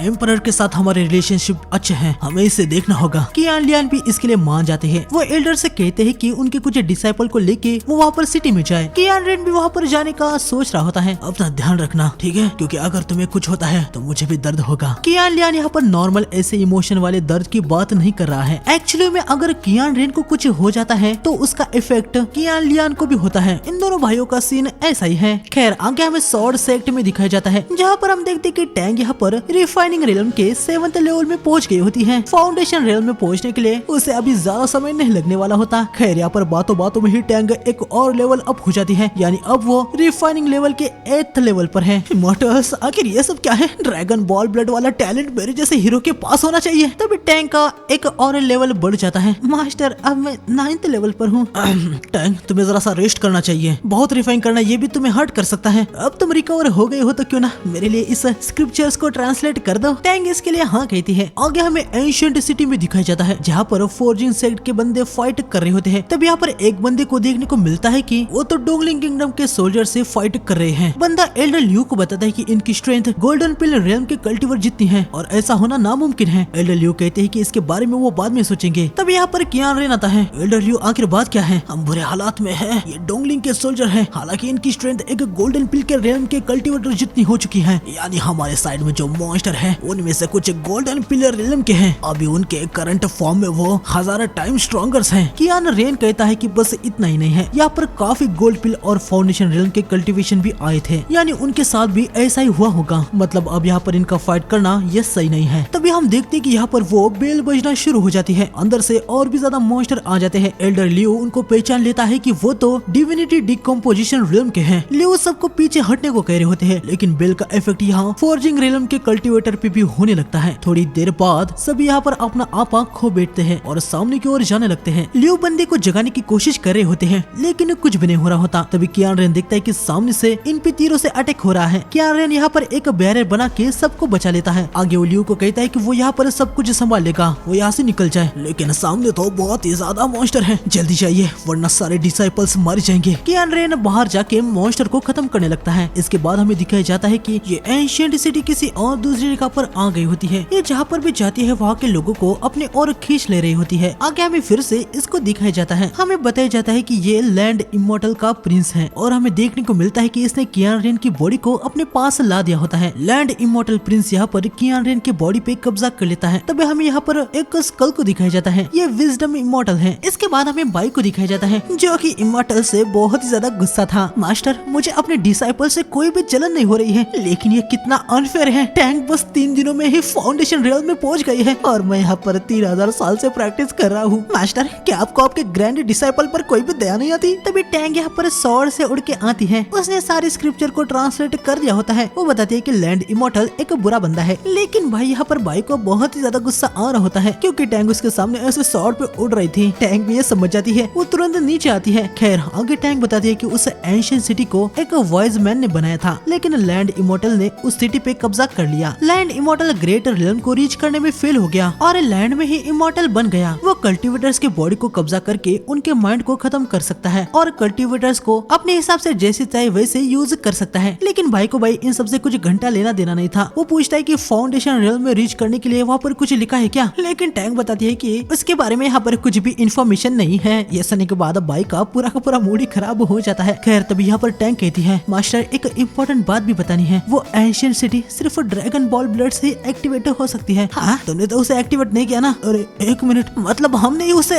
एक्टिवेट किया है? तब यहाँ पर एक कल्टीवेटर आता है। ग्रैंड मास्टर माफ कर दीजिए, लेकिन एक बहुत ही जरूरी बात बतानी है। मिस्टर जे ने आपको तुरंत बुलाया है। डीमन सेक्ट के रिप्रेजेंटेटिव और दूसरे भी मेंबर वहाँ पर हैं। वो कुछ एंशिएंट सिटी के बारे में बात कर रहे हैं। ये सुनने के बाद ये दोनों ही समझ जाते हैं कि भाई मसला हो चुका है। ये दोनों तुरंत वहाँ जाने का सोच लेते हैं। टैंक अपना आगे निकल जाती है। भाई इस बंदे के स्वॉर्ड पर आ जाता है। बंदा भाई को लेके यहाँ से निकल पड़ता है। यहाँ पर हमें कुछ नए लोगों को भी दिखाया जाता है। ये है जैंग रुइफे, ब्रेवनेस आर्मी का बैटेलियन कमांडर। ये है जुओ यानफे, ब्रेवनेस आर्मी की प्राइवेट सोल्जर। ये है ब्लेसनेस सेक्ट की चीफ डिसाइपल यू मिकियाओ। ये है मेटाफिजिकल एकेडमी का डीन क्यू युजुआन। और आखिर में ये डीमन सेक्ट की चीफ डिसाइपल ली जिन याओ। ये सब यहाँ पर उसे एंशिएंट सिटी के बारे में बात कर रहे होते हैं। आगे यहाँ पर टैंग आ जाती है। जो भी भाई यहाँ पर हैरान हो जाता है कि टैंग फाउंडेशन रियल्म में रीच कर चुके हैं। खैर अब ये इम्पोर्टेंट नहीं होता। जो पूछता है कि ग्रैंड मास्टर बाई कहाँ पर है? वो बताती है कि मास्टर बस आ ही रहे हैं। आगे हम देखते हैं कि बाई यहाँ पर आ जाता है। वाह, तुम सभी यहाँ पर ऐसे एक साथ जमा हुए काफी समय हुआ। ओए भाई, मुझे लगता है कि हम लोगों ने कांड कर दिया यार। हमें सीधा थोड़ी देर बाद दिखाया जाता है जहाँ टैंग ने सबको एक्सप्लेन कर दिया होता है कि उन्होंने क्या क्या किया। यानी अब इन लोगों को पता चल गया होता है कि टैंग बाई और हुआंगफू की वजह से ही वो एंशिएंट सिटी आई है। टैंग यहाँ इनको आगे ये भी इंफॉर्मेशन दे देती है कि उस एंशिएंट सिटी में लैंड इमॉर्टल है जो कि लोगों को कंट्रोल कर सकता है, उनके बॉडी पे कब्जा करके उनकी पावर को भी बढ़ा सकता है। स्वॉर्ड मास्टर प्लीज मेरे भाई को बचा लीजिए। जैसे वो लैंड इमॉर्टल मेरे भाई को कंट्रोल कर रहा है, मैं महसूस कर पा रहा हूँ कि उसकी कॉन्शियसनेस धीरे धीरे कम हो रही है। वो बहुत दर्द में है। किसी को भी चिंता करने की कोई भी जरूरत नहीं है। ये जो कुछ हुआ है बस एक एक्सीडेंट था, लेकिन मेरी वजह से ही हुआ है। मैं इसे हैंडल कर लूंगा। अब वो एंशिएंट सिटी कहाँ पर है कुछ पता नहीं। वो बार बार गायब होती जा रही है। फिजिशियन होने के बावजूद भी इस गधे को कुछ समझ नहीं आया था, लेकिन टैंक कहती है कि उसको समझ आ चुका है सिटी कहाँ पर है। उसको उसके अपीयर डिसअपीयर होने का पैटर्न समझ आ गया होता है। लैंड इमॉर्टल एक एरे बना रहा होता है। टैंक के पास जो मैप होता है, इससे ये सभी अब एग्जैक्ट लोकेशन देख सकते हैं कि आगे एंशिएंट सिटी कहाँ पर अपीयर होने वाली है। आगे हम देखते हैं कि ये सभी एंशिएंट सिटी के पास आगे होते हैं। भाई अकेला ही अंदर गया होता है। क्या लियान को चिंता हो रही थी कि भाई अकेला ही अंदर गया है तो वो ठीक तो होगा ना। लियान चिंता मत करो, भाई हर बार मुझे हरा देता है क्योंकि मैं उसे वैसा करने देता हूँ। हुआंगफू वैसे हम डीमन सेक्ट से हैं, लेकिन तुम कुछ ज्यादा ही झूठ नहीं बोल रहे। क्या तुम स्वॉर्ड मास्टर की पावर से डरते नहीं हो? हाँ वैसे मास्टर, मैंने भी कभी स्वॉर्ड मास्टर को सीरियसली फाइट करते हुए देखा नहीं। क्या स्वॉर्ड मास्टर इतने स्ट्रॉन्ग है? डीमन सेक्ट के एल्डर सुप्रीम के तौर पर आपने मुझे उनसे इंट्रोड्यूस क्यों नहीं करवाया? हाँ अरे वो 3000 साल के हैं, वो एक ओल्ड मैन है। जिन याओ सीधा टैंक के पास जाती है। टैंक रहे, क्या स्वॉर्ड मास्टर अभी भी डिसाइबल को ले रहे हैं? मैं उनको अपना मास्टर बनाना चाहती हूँ। मुझे पता नहीं है, भले वो तुम्हें एक्सेप्ट करते हैं, लेकिन तुम डीमन सेक्ट से हो, ये ठीक नहीं होगा ना। अरे कोई प्रॉब्लम की बात नहीं है, अगर वो मुझे लेते हैं तो मैं अपने सेक्ट को चेंज कर दूंगी। डीमन सेक्ट को इससे कोई भी प्रॉब्लम नहीं होने वाली। हम तो कई बार हमारे मास्टर और पूर्वजों को डिसरिस्पेक्ट करते हैं। ये सब सुनने के बाद तो बेचारा हुआंगफू बहुत ही ज्यादा परेशान सा हो जाता है। खैर रुइफे कहती है कि इनको सतर्क रहना चाहिए, यहाँ पर कभी भी कुछ भी हो सकता है। आगे हमें बाई को दिखाया जाता है जो कि सिटी में आ गया होता है। बाई देखता है कि यहाँ पर अभी माहौल काफी ज्यादा शांत है। लैंड इमॉर्टल से कंट्रोल किए गए कल्टीवेटर्स बाई पे अटैक कर देते हैं। हालांकि बाई इनको आसानी से निपटा रहा होता है। तभी बाई यहाँ पर देखता है कि ये तो फोर्जिंग सेक्ट के कल्टीवेटर हैं, या इनकी सोल पूरी तरीके से तबाह हो गई होती है। बाई समझ जाता है कि अब इनको बचाना नामुमकिन है, इसलिए वो अब होल्ड बैक नहीं करता। वो एक पावरफुल अटैक करके आसपास के सारे कल्टीवेटर्स को खत्म कर देता है। गाइस रेस्ट इन पीस, मैं तुम सबको अवेंज करूंगा। बाई आगे बढ़ता है जहाँ उसे कियारिन टंगा हुआ दिखता है। कियारिन को अभी भी अपनी बॉडी पे थोड़ा सा कंट्रोल था, लेकिन लैंड इमॉर्टल को ज्यादा। लैंड इमॉर्टल ने सेंस कर लेता है कि बाई काफी ज्यादा स्ट्रॉन्ग है, इसलिए वो अभी बाई के बॉडी को हथियाने का सोच रहा होता है। है। लैंड इमोर्टल उस बेल के इफेक्ट को चालू कर देता है, लेकिन यकीनन इस बार उसके सामने कोई मामूली कल्टीवेटर नहीं था। भाई अपनी स्वॉर्ड को जमीन में गड़ा के बेल के इफेक्ट को वैनिश कर देता है। कियान रेन, तुम ठीक तो हो ना? स्वॉर्ड मास्टर, आप यहाँ से चले जाइए। वो कॉन्शियसनेस में है, मतलब अभी भी होप है। बाई कियान रेन को फ्री कर लेता है। कियान रेन, कैसा फील कर रहे हो? तभी लैंड इमोर्टल एक नीडल से बाई पे अटैक कर देता है। बाई पीछे हो जाता है। बाई ने नीडल को पकड़ लिया था। मुझे पता ही था कि ये कोई ट्रिक है। बाई नीडल को लैंड इमोर्टल पे ही फेंक देता है, हालांकि वो वहाँ से हट जाता है। मुझे नहीं लगा था कि इतने सालों के बाद भी हाँ मॉर्टल वर्ल्ड में तुम्हारे जैसा कोई स्ट्रॉन्ग कल्टीवेटर होगा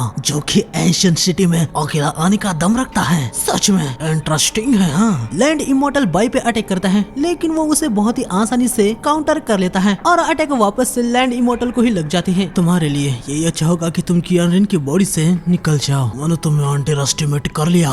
एक रिफाइन स्टेज का कल्टीवेटर इतना पावरफुल कैसे हो सकता है? खैर, तुम बस एक यूजलेस कल्टीवेटर हो। शिंग डायनेस्टी के सामने तुम कुछ नहीं हो। शिंग डायनेस्टी जल्द ही रिवाइव हो जाएगी। मिलते हैं। इतना कह के लैंड इमोर्टल यहाँ से निकल जाता है और हम देखते हैं कि वो सिटी को भी नीचे ले जा रहा होता है। बाई अपनी स्वॉर्ड को सिटी के दरवाजे में घुसा देता है और बाहर आ जाता है। स्वॉर्ड मास्टर, क्या आपने मेरे भाई को ढूंढा? मिस्टर यूए, बस एक सेकंड रुकिए। टैंग आके बाई को घूरने लगती है। क्या हुआ टैंग, क्या तुम फिर से बॉय बनने वाली एक्टिंग कर रही हो? टैंग भाई बाई को एक झापड़ मार देती है, जिससे यहाँ पर सभी के सभी बहुत ही ज्यादा हैरान हो जाते हैं। मिस्टर यूए, अभी आप मास्टर से बात कर सकते हैं। मैंने कंफर्म कर लिया है कि वो कंट्रोल नहीं है। स्वॉर्ड मास्टर, कियान लियान, चिंता करने की कोई भी जरूरत नहीं है। कियान रेन अभी भी कॉन्शियसनेस है, वो फुल्ली कंट्रोल नहीं है। लेकिन लैंड इमोर्टल इस स्पेशल स्किल में माहिर है। वो यहाँ से भाग गया। मुझे डर है कि वो फिर से कियान रेन को हर्ट करेगा। ये सुन के कियान लियान को थोड़ा सा डर लगने लगता है। हुआंगफू उसे दिलासा दे रहा होता है कि वो चिंता ना करे, नेक्स्ट टाइम बाई उसे बचा ही लेगा। बाई कियान लियान से पूछता है कि जब पहले फॉर्जिंग सेक्ट के कल्टीवेटर्स एंशिएंट सिटी में गए थे तो क्या उनमें से कोई वापस आया? कियान लियान बताता है कि एल्डर लियू और डिसाइपल्स जिनको कियान रेन ने बचाया था उनमें से बस एल्डर लियू ही वापस आए हैं, बाकी सिटी के साथ ही गायब हो गए। हालांकि एल्डर लियू भी अभी काफी ज्यादा बुरी हालत में है। सिटी से वापस आने के बाद वो बेहोश थे। ट्रीटमेंट करने के बाद उनको होश आ गया है, हालांकि वो अभी भी सेमी कॉन्शियसनेस में है। इसके बाद हमें रात में एंशिएंट सिटी में दिखाया जाता है, जहाँ पर हम देखते हैं कि लैंड इमोर्टल कियान रेन के बॉडी से बाहर आ गया होता है। उसने कियान रेन को पकड़ के रखा था। तो मास्टर कहीं के मैं तुम्हें खत्म कर दूंगा।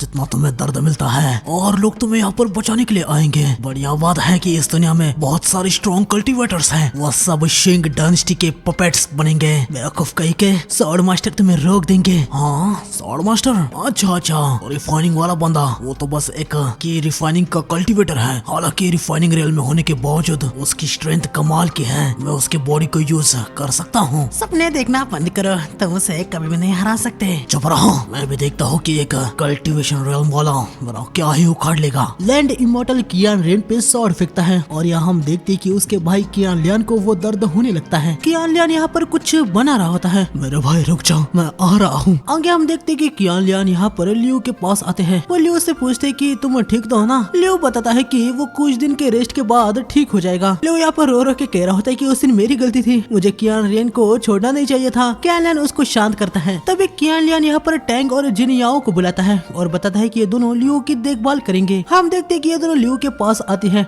लियू कह रहा होता है कि वो आराम करके ठीक हो जाएगा, लेकिन हम देखते हैं कि जिन याओ जबरदस्ती लियू को एक पोशन पिला देती है, जिसको पीने के बाद लियू को सब कुछ याद आ जाएगा कि उस दिन क्या क्या हुआ। तभी हमें देखने को मिलता है कि भाई ये तो बाई है जो कि कियान लियान का भेष बना के यहाँ पर आया था। बाई को ऑलरेडी पता चल गया था कि ये जो लियू है वो एक फेक है, इसलिए इन्होंने ये सब कुछ प्लान बनाया था। जिन याओ लियू से पूछते कि वो कौन है। लियू बताता है कि वो शिंग डायनेस्टी का लैंड इमोर्टल है, यानी लियू भी अभी उस लैंड इमोर्टल के कंट्रोल में ही होता है। लैंड इमोर्टल जिनको कंट्रोल करता है, क्या वो बच सकते हैं? वो मारे जाएंगे, उनका रीइंकार्नेशन भी नहीं हो सकता। कियान रेन को कौन कंट्रोल कर रहा है? लैंड इमोर्टल का प्रिंस। आखिर तुम्हारा मकसद क्या है? किन एम्परर को खत्म कर देना और शिंग डायनेस्टी को फिर से रिवाइव करना। इसके बाद हमें लैंड इमोर्टल को दिखाया जाता है। एम्परर किन मर चुके हैं और शिंग डायनेस्टी तबाह हो गई है, तुम उनको कंट्रोल कर रहे हो, तो पहले के डीमन से तुम कहाँ अलग हो? हाँ, लैंड इमोर्टल स्कल को पकड़ लेता है। हमें पता चलता है कि जब शिंग डायनेस्टी तबाह हो गई थी तब लैंड इमोर्टल प्रिंस ने इस विजडम लैंड पे कब्जा कर दिया था और जितने भी शिंग डायनेस्टी के लोग थे उनके यहाँ पर ला दिया था। अगर लैंड इमोर्टल ऐसा नहीं करता तो शिंग डायनेस्टी के सभी लोग घोस्ट बन जाते। लैंड इमोर्टल का प्लान बस इतना ही है कि वो जितना ज्यादा हो सके दूसरे लोगों को कंट्रोल करके फिर से शिंग डायनेस्टी को रिवाइव कर ले, लेकिन स्कल उसे बताता है कि वो और उसके लोग ऑलरेडी घोस्ट बन चुके हैं। लैंड इमोर्टल ने स्कल, जो कि कोई और नहीं बल्कि विजडम इमॉर्टल है, उसके मैंशन पे कब्जा करके उसके लोगों को मार दिया। उसने बहुत ही ज्यादा बुरे काम किए हैं। तुमने जो जो किया है वो तुम्हें सब कुछ सूद समेत मिलेगा। तुम उस रिफाइनर रिलम के बंदे को बिल्कुल भी नहीं हरा पाओगे। मत भूलो कि ड्रैगन बॉल ब्लड ने इस जगह को अवे किया है, मैंने नहीं। हम देखते कि भाई यहाँ पर लैंड इमॉर्टल प्रिंस ने तो अपने एक अनडेड की पूरी आर्मी ही बना दी होती है, या भी इनको ये सारी इन्फॉर्मेशन मिल गई होती है। तभी भाई यहाँ पर लियो से पूछता है कि क्या विजडम इमॉर्टल को पता है कि फाउंडेशन रियलम में कैसे रीच करते हैं, लेकिन लियो इसका कोई जवाब नहीं दे पाता। भाई कह रहा होता है कि लियो ऐसा बर्ताव क्यों कर रहा है। जिनियाओ भाई को बताती है कि इस सवाल का शायद से उसके पास कोई जवाब नहीं है, लगता है कि इसको बस इतना ही पता था। अच्छा ऐसी बात है क्या, चलो ठीक है, अभी इसके अंदर के घोस्ट को बाहर निकाल देते हैं। ओए लिंग चल बाहर आ जा, मैं जानता हूँ कि तू यहीं पर है। लिंग यहाँ पर आ जाता है। अचानक उसके यहाँ पर आने से टैंक डर जाती है। ओए तुमने एंशिएंट सिटी के सारे घोस्ट को क्यों नहीं लिया? हाँ क्या तुम काम चोरी कर रहे हो? तुम्हारे डिसाइपल है क्या? हाँ इसको मुझसे दूर रहने को कहो। भाई टैंक को साइड में ले जाता है और बताता है कि लिंग की वजह से ही वो अभी तक जिंदा है। तो आखिरकार ये लैंड इमॉर्टल का ही काम है। हाँ मुझे लगा था कि वो तो खत्म हो चुके हैं। अरे चिंता मत कर, मैं सब कुछ संभालूंगा। वैसे क्या तुझे यूजफुल कुछ मिला है क्या? अगर नहीं तो तुझे इनको जल्दी से ही नॉर्मल करने का कोई तरीका ढूंढना होगा। लिंग लियो के अंदर से लैंड इमॉर्टल के घोस्ट को निकाल देता है। लिंग को देख के ही वो ऐसा भागने लगता है, लेकिन लिंग उसे जाने नहीं देता, वो उसे पकड़ ही लेता है। जाने से पहले लिंग बाई को एक स्क्रॉल देता है। वो बताता है कि इसमें लैंड इमॉर्टल के स्पेशल स्किल के खिलाफ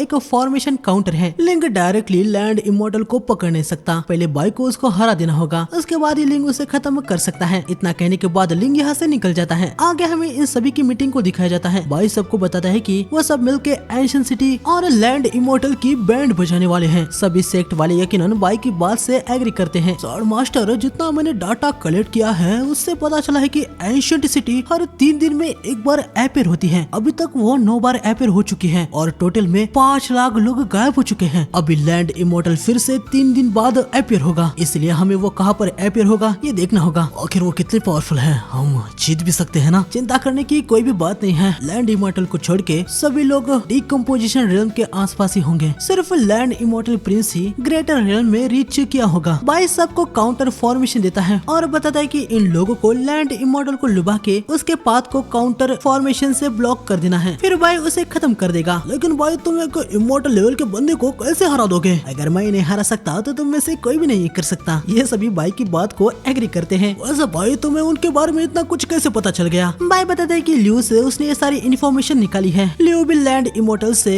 अफेक्ट हो गया था, वो यहाँ पर अंडर कवर भेजा गया था। जिनियाओ के पोशन का यूज करके उसने लैंड इमॉर्टल की सारी इन्फॉर्मेशन निकाल दी। ये सुनने के बाद हुआंगफू भाई हैरानी हो जाता है। खेरे रूफी बाई से पूछ रहा होता है कि अब वो एंशिएंट सिटी को कैसे ढूंढेंगे, क्योंकि पिछली बार से उसके अपीयर होने का तरीका बदल चुका है। बाई कहते हैं कि भाई इसकी भी चिंता करने की कोई भी जरूरत नहीं है, उसने उसकी स्वॉर्ड को एंशिएंट सिटी में छोड़ दिया है। स्वॉर्ड सेक्ट वाले अपनी स्वॉर्ड कहाँ पर है ये सेंस कर सकते हैं। इससे बाई को पता चल जाएगा कि एंशिएंट सिटी कहाँ पर अपीयर होने वाली है। तभी जुए पूछती है कि कियान रेन का क्या उसको बचाया जा सकता है? बाई रिग्रेट वाला चेहरा बनाता है, जिससे हम समझ जाते हैं कि अब कियान रेन बच नहीं सकता। कियान रेन से बाई को याद आता है कि कियान लियान यहाँ आया ही नहीं है। लेकिन तभी हम देखते हैं कि यहाँ पर एक तगड़ा सा आर्मर पहने हुए बंदा आता है, जो कि कोई और नहीं बल्कि कियान लियान ही होता है। वो बाई से कहता है कि उसके भाई को बचाने के लिए वो भी इस मिशन में ज्वाइन होना चाहता है। इसके बाद हमें 3 दिन बाद दिखाया जाता है, जहाँ पर हम देखते हैं कि बाई सिटी में पोस्टर लगा रहा होता है कि आज एंशिएंट सिटी आने वाली है, तो घर से कोई बाहर न आए। आगे टैंक भी यहाँ पर बाई के पास आती है। हमें पता चलता है कि सिटी इस बार ऊपर आने वाली है। बाई को यह अपने स्वॉर्ड से पता चल गया था। थोड़ी देर बाद हम देखते हैं कि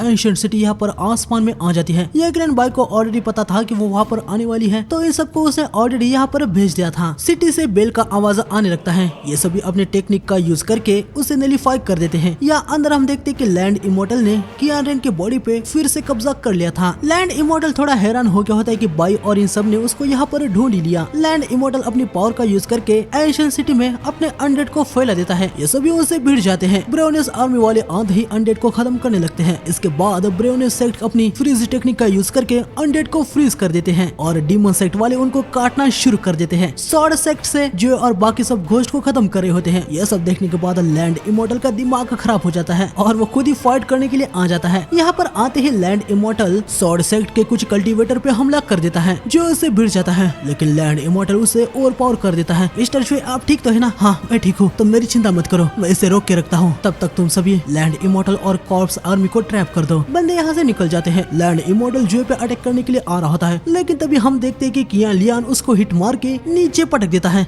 मॉन्स्टर जुए, मैं इसे देख लेता हूँ। जुए समझ जाता है और वो मॉन्स्टर से लड़ने के लिए निकल जाता है। लैंड इमॉर्टल यहाँ युए के पास आता है। मेरे भाई कैसे हो? तुम तो अपने छोटे भाई पे जरा से भी दया नहीं दिखा रहे हैं। तुम कमीने कहीं के मेरे भाई की बॉडी से बाहर निकल। खुद अपने भाई की बॉडी को ले सकते हो तो लेने की कोशिश करो। लैंड इमॉर्टल अपने आप को हिट करता है और हम देखते हैं कि ये दर्द कियान लियान को भी हो जाता है। कियान लियान लैंड इमॉर्टल पे अटैक कर देता है। दोनों ही भिड़ जाते हैं और आगे हम देखते हैं कि ये दोनों एक दूसरे पे एक तगड़ा हिट कर देते हैं। कियान लियान आर्मर पहना हुआ था तो उसे कुछ भी नहीं होता, उसका मास्क निकल जाता है। लेकिन यहाँ लैंड इमॉर्टल को एक हिट लग गया होता है। वो मन में कह रहा था कि कियान लियान की फोर्जिंग टेक्निक कमाल की है। लैंड इमॉर्टल यहाँ पर एक्टिंग करके कह रहा होता है, भैया मैं दर्द में हूँ, क्या हम ये लड़ना बंद कर दें? तुम कमीने कहीं के मेरा भाई कभी भी ऐसे बात नहीं करता। कियान लियान लैंड इमॉर्टल पे अटैक करने लगता है। भाई ये सब कुछ देख रहा था। तब ये चारों यहाँ पर बाइक के पास आते हैं और उसे बताते हैं कि तैयारी हो चुकी है। बाई टैंक के साथ ऊपर निकल पड़ता है और ये तीनों एंशिएंट सिटी के नीचे फॉर्मेशन बना देती है। यहाँ पर कियान लियान कियान रेन को स्लैश मार देता है। कियान लियान को लगा था कि वो उसे डॉज कर देगा। कियान लियान बहुत ही ज्यादा पैनिक हो जाता है, लेकिन वो बस एक क्लोन होता है। लैंड इमॉर्टल पीछे आ गया होता है। कियान लियान उस पे स्वॉर्ड लगाता है, लेकिन हम देखते कि लैंड इमॉर्टल स्वॉर्ड को अपने अंदर ले रहा होता है, जिससे कियान लियान को ही पेन हो रहा था। क्या हुआ? क्या तुम दर्द में हो?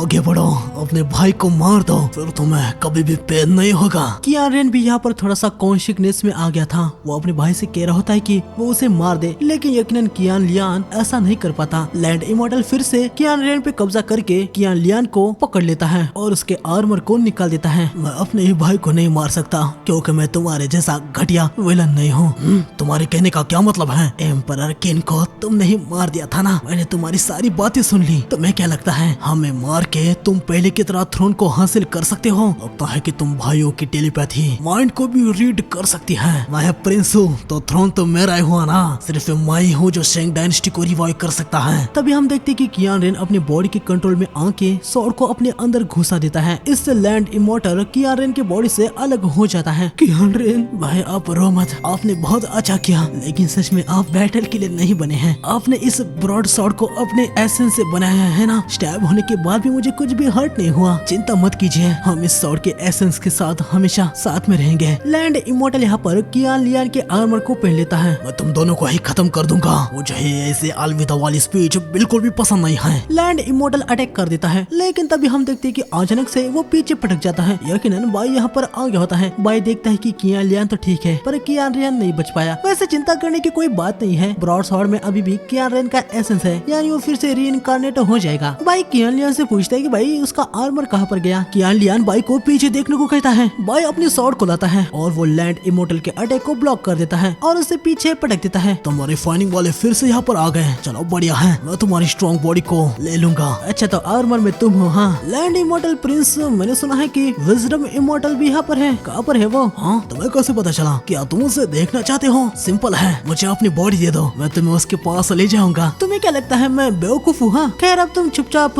बताने वाले हो तो अंजाम के लिए तैयार रहो। बाई बहुत ही तेजी से लैंड इमॉर्टल के पास आता है। वो बाई पे अटैक करता है, लेकिन बाई उसके सारे अटैक को डॉज कर देता है और पाम से लैंड इमॉर्टल को पीछे पटक देता है। लैंड इमॉर्टल का आर्मर टूट जाता है। हालांकि लैंड इमॉर्टल फिर से आर्मर को पहन लेता है और ये दोनों फिर से भिड़ जाते हैं, जहाँ पर बाई बहुत ही आसानी से लैंड इमॉर्टल को ओवर पावर कर रहा होता है। लैंड इमॉर्टल सोच में पड़ जाता है कि एक रिफाइनिंग रेलम वाला बंदा इतना स्ट्रांग कैसे हो सकता है। तभी बाई देखते हैं कि भाई उसकी स्वॉर्ड की तो बैंड बच चुकी है। बाई आके ब्रॉड स्वॉर्ड को लेता है। यहाँ पर लैंड इमॉर्टल सिटी को टेलीपोर्ट करने की कोशिश कर रहा होता है, लेकिन वो हो ही नहीं पा रही होती। लैंड इमॉर्टल को देखने को मिलता है कि भाई नीचे स्पेशल काउंटर फॉर्मेशन बना रखा है। बाई उसके पास आता है और उसे बताता है कि लैंड इमॉर्टल अभी कहीं पर भी भाग नहीं सकता। बाई जमीन पर किक मार के लैंड इमॉर्टल को हवा में उड़ा देता है। फिर आगे ब्रॉड स्वॉर्ड से आर्मर को बीच में से काट देता है, जिससे आर्मर डिस्ट्रॉय हो जाता है और लैंड इमॉर्टल बाहर आ जाता है। बढ़िया है, लेकिन तुम लोग मुझे यहाँ पर ट्रैप नहीं कर सकते।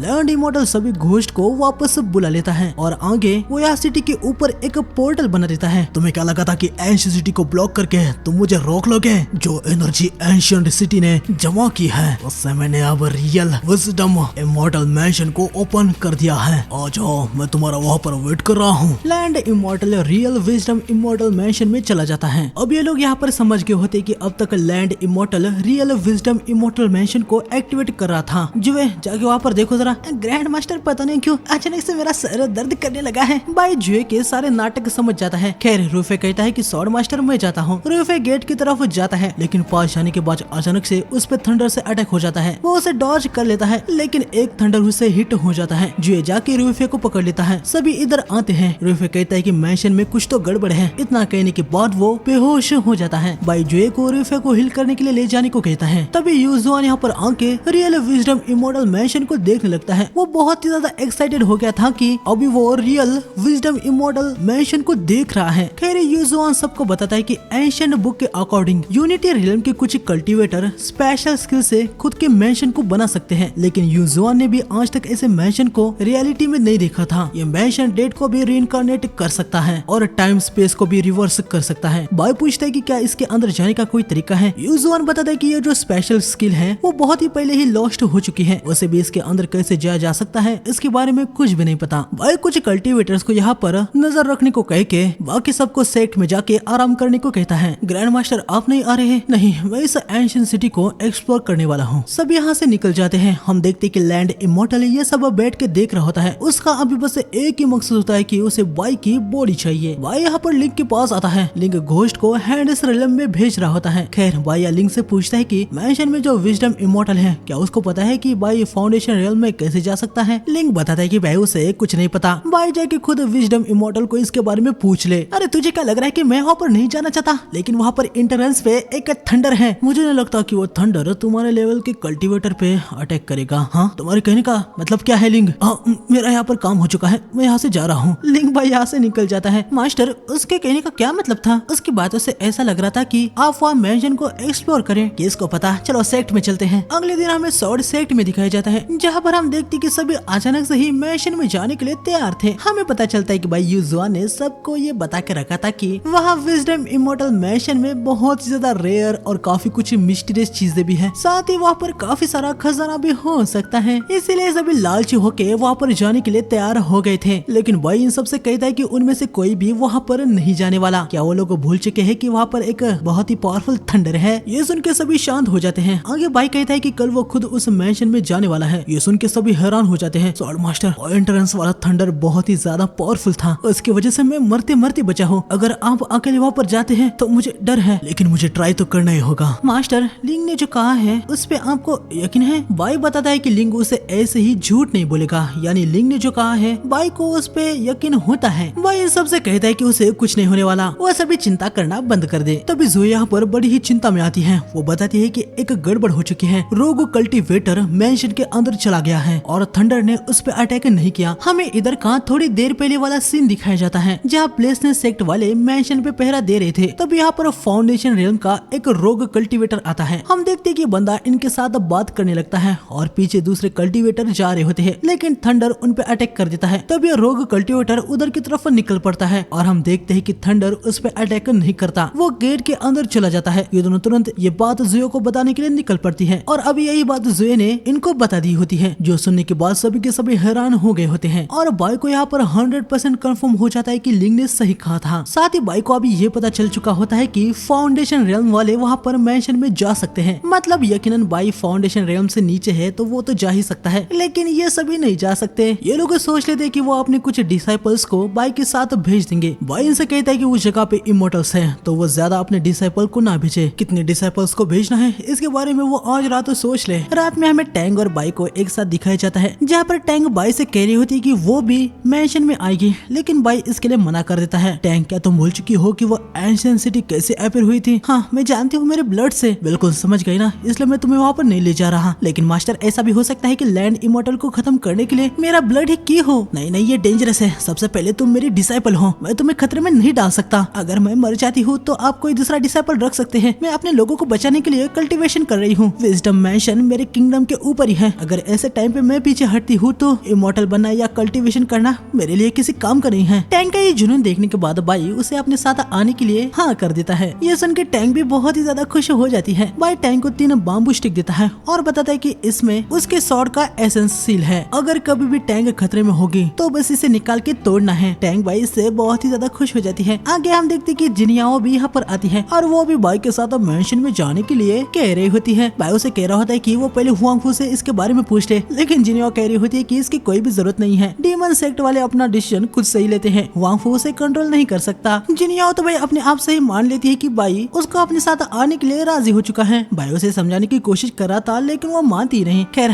टैंग उसको यहाँ से ले जाती है। इसके बाद हमें लैंड इमॉर्टल को दिखाया जाता है। वो उस बंदे को देख रहा था जो कि अंदर आया था। हम देखती कि भाई उस बंदे की तो यहाँ पर बैंड बज गई होती है, मतलब उसका खेला भी यहाँ पर खत्म हो गया होता है। लैंड इमॉर्टल यहाँ पर बस बाई के आने का वेट कर रहा था क्योंकि उसको बाई की बॉडी जो चाहिए थी। लेकिन तभी विजडम इमॉर्टल उसे कहता है कि भाई वो बाई का बाल भी बाका नहीं कर सकता। लेकिन लैंड इमॉर्टल ने भी यहाँ पर तैयारी कर दी थी। विजडम इमॉर्टल, तुम्हें पता है कि तुम्हारा मैशन कितना कमाल का है, क्या तुम्हें लगता है कि वो 8 सफरिंग को पार कर पाएगा? ये सुनने के बाद विजडम इमॉर्टल भी थोड़ा सा पैनिक हो जाता है। यहाँ बाहर सभी आगे होते हैं। फोर्जिंग सेक्ट की सीक्रेट टेक्निक का यूज करके पहले ये पपेट्स का यूज करके चेक कर रहे होते हैं कि क्या उन पे थंडर का असर हो रहा है या नहीं, और इनको देखने को मिलता है कि वो पपेट्स बिल्कुल ठीक है। लेकिन तभी अचानक से उन पर अटैक हो जाता है। अटैक नीचे भी आ रहा था। बाई जंप लगा के उसे ब्लॉक कर देता है। हम देखते हैं कि अटैक लैंड इमॉर्टल ने किया होता है। वो बाई से कह रहा होता है कि वो ये सब करना बंद करे और सीधा अंदर आ जाए। यहाँ पर हमें देखने को मिलता है कि इन सब ने अपने सबसे काबिल और पावरफुल डिसाइपल्स को बाई के साथ भेजने का सोच लिया होता है। जिनियाओ तो वैसे भी ऑलरेडी बाई के साथ मिशन में जाना ही चाहती थी। अब तो हुआंगफू ने भी ये कह दिया होता है तो बाई को अभी कोई प्रॉब्लम नहीं होती। ब्लेसनेस सेक्ट से ये आ रही होती है। ब्रेवनस आर्मी सोल्जर से यानफे आ रही होती है और यंग टैंक तो ऑलरेडी बाई को मना ली थी, वो भी आ ही रही थी। यानी बाई के साथ अभी सारी खूबसूरत लड़कियां ही होती हैं। ये सभी जाने के लिए तैयार हो जाती है। मास्टर मेरे सॉर्ड में आइए, मैं आपको लेके चलती हूँ। तुम सभी पहले जा सकते हो, मुझे थोड़ा सा यहाँ पर कुछ काम है। हाँ मैंने कहा ना जाओ, मेरे सामने ऐसे फ्लाइंग सॉर्ड का शो ऑफ मत करो। ये चारों बाई आगे निकल जाती है। बाई यहाँ पर जुए से कुछ फेवर मांगता है। आगे हमें देखने को मिलता है कि जुए अपने म्यूजिक से पात बना रही होती है जिस पे चल के बाई आगे जाता है।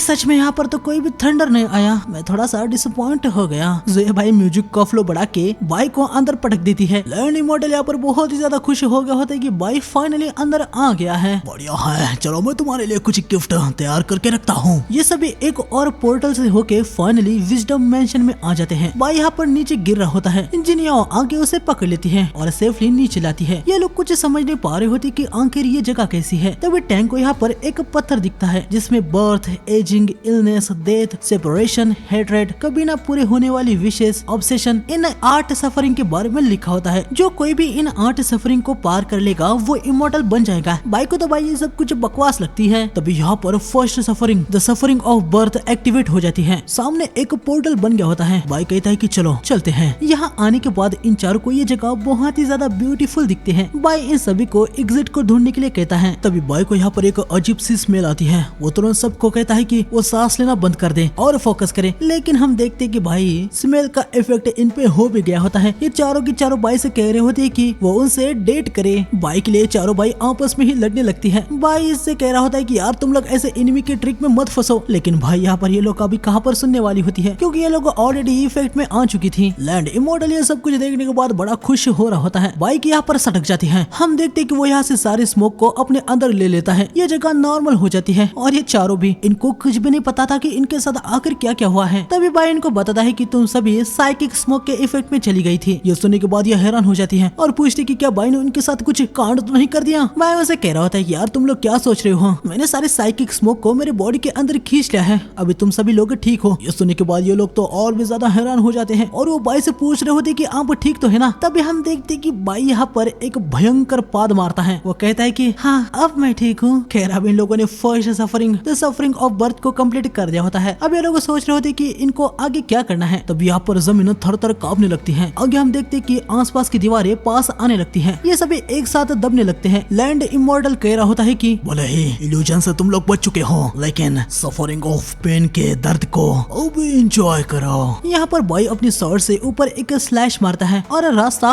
ओपन हो जाता है। हम देखते कि भाई ये सभी आराम से ऊपर जा रहे होते हैं। लैंड इमॉर्टल ये देख के पूरा का पूरा हैरान हो जाता है। वो कह रहा होता है कि आखिर बाई ऐसे कैसे कर सकता है, ये तो रूल्स के खिलाफ है। विजडम इमॉर्टल उसे कह रहा होता है कि बाई उसे यहाँ पर खत्म करने के लिए आ रहा है, वो कुछ भी कर सकता है। कोई बात नहीं, भले ही वो इस सफरिंग को पास कर गया है, लेकिन देखते हैं कि आगे की सफरिंग से वो कैसे बचता है। लैंड इमॉर्टल यहाँ पर नेक्स्ट सफरिंग को एक्टिवेट कर देता है। यहाँ पर हम देखते हैं कि बाई एक दूसरी जगह पे ही टेलीपोर्ट हो गया होता है। ऊपर से ये सभी नीचे गिर रही होती है। बाई एक एक करके सबको पकड़ लेता है। बाई को सामने स्टोन पे कुछ दिखता है जिसमें सफरिंग ऑफ एजिंग के बारे में लिखा होता है। तभी हमें लैंड इमॉर्टल को दिखाया जाता है। मैंशन के सफरिंग वाले पावर का यूज करके यह इन चारों पे एक वो लाइट गिराता है और हम देखते हैं कि भाई ये चारों बूढ़ी हो जाती है। यहाँ भाई देख रहा होता एक स्टोन पे लिखा हुआ है कि इस प्लेस के पास टाइम को मैनिपुलेट करने वाली पावर है। भाई इन चारों को कहीं ना जाने के लिए कह रहा होता है, लेकिन वो देखता है कि ये चारों तो बूढ़ी हो चुकी है। आगे सभी एक दूसरे पे हंसने लगती है और कह रही होती है कि तुम इतनी ओल्ड कैसे हो गई। लेकिन थोड़ी देर बाद इन चारों को पता चलता है कि भाई ये सभी ओल्ड हो चुकी है, जो देख के यकीनन ये सभी बहुत ही ज्यादा हैरान हो जाती है और यहाँ पर रोने लगती है। भाई यहाँ पर इन चारों को जोश देने की कोशिश करता है, लेकिन ये उसको चुप रहने को कहती है। ये सब देखने के बाद लैंड इमॉर्टल यहाँ पर बहुत ही ज्यादा खुश हो रहा होता है। आगे हम देखते हैं कि लैंड इमॉर्टल उस लाइट को अब बाइक के ऊपर लाने लगता है। टैंक बाई से कह रहे होते हैं कि मास्टर इस लाइट से केयरफुल रहे, लेकिन बुढ़ापे की वजह से उसका आवाज बहुत ही ज्यादा कम होता है। बाई ये सुन ही नहीं पाता और लाइट यहाँ बाइक के ऊपर आ जाती है, लेकिन बाइक को इससे कुछ भी नहीं होता। ये देख के ये सभी हैरान हो जाते हैं और यकीनन लैंड इमॉर्टल भी। आखिर ये कैसे पॉसिबल है?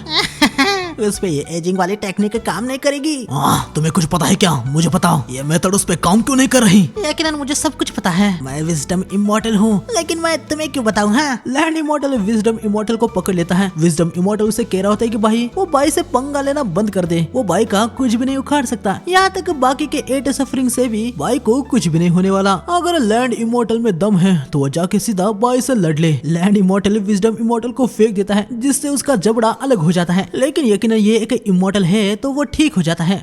मैं भी देखता हूँ कि वो पहली 4 सफरिंग से कैसे बच पाता है। यहाँ पर हम देखते हैं कि ये सभी आगे बढ़ गए होते हैं, लेकिन बस थोड़ा सा आगे जाने के बाद ये चारों थक जाती है। बाई इनको मोटिवेशन दे रहा होता है कि यहाँ से निकलने के बाद वो सब कुछ पहले जैसी वापस हो जाएंगी, लेकिन हम देखते हैं कि भाई ये लोग इतनी ज्यादा थक गई होती है कि जमीन पर लेट जाती है। भाई बेचारा आगे इन सबको उठा के ले जा रहा होता है। आगे हम देखते हैं कि ये सभी दूसरी जगह पर आते हैं। इन चारों को उठा के बाई बहुत ही ज्यादा थक गया होता है, वो नीचे गिर जाता है और वो इन चारों से कह रहा होता है कि यार तुम लोगों को अपना वजन कम करना चाहिए। तभी हम देखते हैं कि ये सभी पहले जैसी होने लगती है। बाई इनसे कहता है कि अपने आप को देखो। सभी खुद को फिर से यंग देखने के बाद बहुत ही ज्यादा खुश हो जाती है। आगे ये लोग ये देखते हैं कि जिस जगह में वो है वो बहुत ही ज्यादा खूबसूरत है, लेकिन बाई इनसे कहता है कि वो सभी अपनी स्पिरिचुअल एनर्जी को कंट्रोल करके अपने आसपास एक प्रोटेक्शन ला दे। सभी अपने आसपास एक स्पिरिचुअल बैरियर बना देते हैं। बाई को यहाँ पर स्टोन दिखता है जिसपे 3rd सफरिंग के बारे में लिखा था, जो कि है इलनेस। बाई सबको फोकस रहने को कहता है। ये सभी आगे बढ़ते हैं। तभी बाई यहाँ पर नोटिस करता है कि यहाँ के फ्लावर्स उनकी स्पिरिचुअल एनर्जी को एब्जॉर्ब कर रहे हैं। यकीनन बाई के पास बहुत ही ज्यादा स्पिरिचुअल एनर्जी होती है तो उसे कुछ नहीं होता, लेकिन इन चारों की स्पिरिचुअल एनर्जी खत्म हो जाती है और इनको कुछ ना कुछ इलनेस भी होने लगती है। टैंक को सांस लेने में तकलीफ हो रही थी। मिकियो को बहुत ही ज्यादा इचिंग होने लगती है। जिनियो की कमर की बैंड बच जाती है और यानफे को बहुत ही ज्यादा गर्मी लगने लगती है। वो अपने आर्मर को निकाल देती है, लेकिन इतना काफी नहीं था, उसे और भी ज्यादा गर्मी लगी रही थी, इसीलिए वो अपने टॉप को भी निकाल रही थी। बाई उसे रोकता है। वो कह रहा होता है कि यानफे ऐसा मत करो वरना तुम नेकेड हो जाओगी, लेकिन हम देखते हैं कि यानफे के टॉप के अंदर भी एक टॉप होता है। ये देखने के बाद बाई को राहत मिलती है। बाई एक स्क्रोल को निकलता है और इन सब के साइड में एक बैरियर बना देता है। बाई से कह रहा होता है कि वो इनमें ही रहे और अपने स्पिरिचुअल एनर्जी को रिकवर करे, तब तक वो इन फ्लावर को काट देगा। बाई जाके तेजी से इन सभी फ्लावर को काटने लगता है। थोड़ी देर में वो सभी फ्लावर्स को काट देता है, लेकिन भाई इसका कुछ फायदा नहीं होता। स्पिरिचुअल एनर्जी से ये फ्लावर्स फिर से रिकवर होने लगते हैं। बैरियर भी स्पिरिचुअल एनर्जी से ही बना था, तो वो फ्लावर्स उसे भी एब्जॉर्ब करने लगते हैं और हम देखते हैं कि बैरियर यहाँ पर खत्म हो जाता है। इन चारों की फिर से बैंड बच जाती है। बाई फिर से इनको सिक्योर करता है, साथ ही बैरियर के साइड में वो अपनी स्पिरिचुअल एनर्जी भी लगा देता है। मुझे नहीं लगा था कि तुम्हें इतनी भूख है। ठीक है,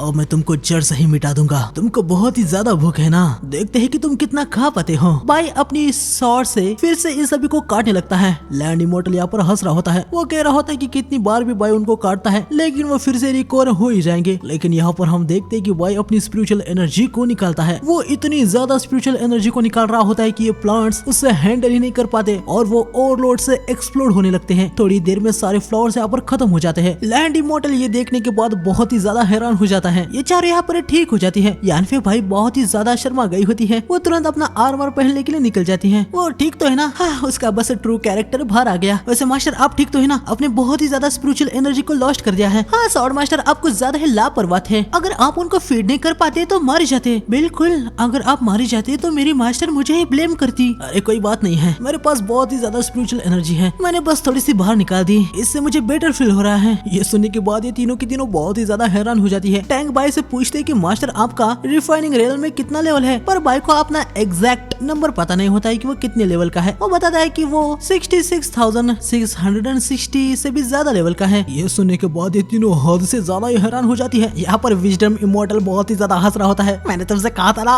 वो इल्यूजन उस पे कोई भी काम नहीं करेगा। अगर वो सफरिंग ऑफ डेथ को भी स्किप कर देता है तो तुम्हारे पास उसे खत्म करने का कोई भी तरीका नहीं है। लैंड इमोर्टल को भाई बहुत ही ज्यादा गुस्सा आ जाता है। यहाँ पर हम देखते हैं कि ये सभी fourth suffering the death gate के पास आ जाते हैं। गेट को देख के भाई समझ जाता है कि इनको हेडिस रियल्म में ले जाएगा। ये सुन के ये सभी थोड़ी सी हैरान हो जाती है क्योंकि हेडिस रियल्म में यकीनन नर्क होता है। खैर इनके पास कोई भी रास्ता नहीं था। ये सभी अंदर आ जाते हैं और इनका डेथ वाला भी सफरिंग स्टार्ट हो गया होता है। यहाँ पर लैंड इमोर्टल इनको देख नहीं पा रहा होता। विजडम इमोर्टल उसे बताता है कि इस डेथ सफरिंग के लिए उसने बस जाने और आने का गेट बनाया था। अंदर हेडिस रियल्म में क्या होगा लैंड इमोर्टल ये नहीं देख सकता, यकीनन क्योंकि हेडिस रियल्म अपने आप में ही एक दूसरा रियल्म है। यह सब सुनने के बाद लैंड इमोर्टल को और भी ज्यादा गुस्सा आ जाता है, लेकिन वो कुछ नहीं कर सकता। यहाँ पर इन लोगों ने हेडिस रियल्म को जैसा सोचा था ये जगह उसकी बिल्कुल उल्टी निकलती है। मास्टर ये जगह तो कमाल की है, जैसा मैंने सोचा था ये तो वैसी नहीं है। सॉर्ड मास्टर क्या आपने हमसे झूठ बोला था? आपने तो कहा था कि ये जगह बहुत ही भयंकर है। अरे मैं क्यों झूठ बोलूं, मैं यहाँ पर कभी भी आना पसंद नहीं करूंगा। आगे थोड़ी देर बाद हम देखते कि लिंग यहाँ पर बोट से आता है। इतनी देर क्यों लगा दी भाई? नॉर्मली तो हमेशा फास्ट रहता है। जब मैं खुद से इनवाइट करता हूँ तो तू कभी यहाँ पर आता नहीं। तुझे क्या लगता है कि मैं यहाँ पर अपनी मर्जी से आया हूँ? ये सब लैंड इमोर्टल का फॉल्ट है। मुझे यकीन नहीं हो रहा कि उसने हम लोगों को तुम्हारे स्पेस में ट्रांसफर कर दिया। ये एक इमोर्टल लेवल की स्पेशल स्किल है, हम भी इसे कंट्रोल नहीं कर सकते। अभी तो यहाँ पर आ ही गया है तो हमेशा के लिए रह जा। अबे जा बे, मुझे विजडम इमोर्टल से फाउंडेशन रियल्म में कैसे जाना है इसके बारे में पूछना है। भूल गया क्या? तूने मुझे वहाँ जाने के लिए कहा था। ये सुन के लिंग भाई कुछ बोल नहीं पाता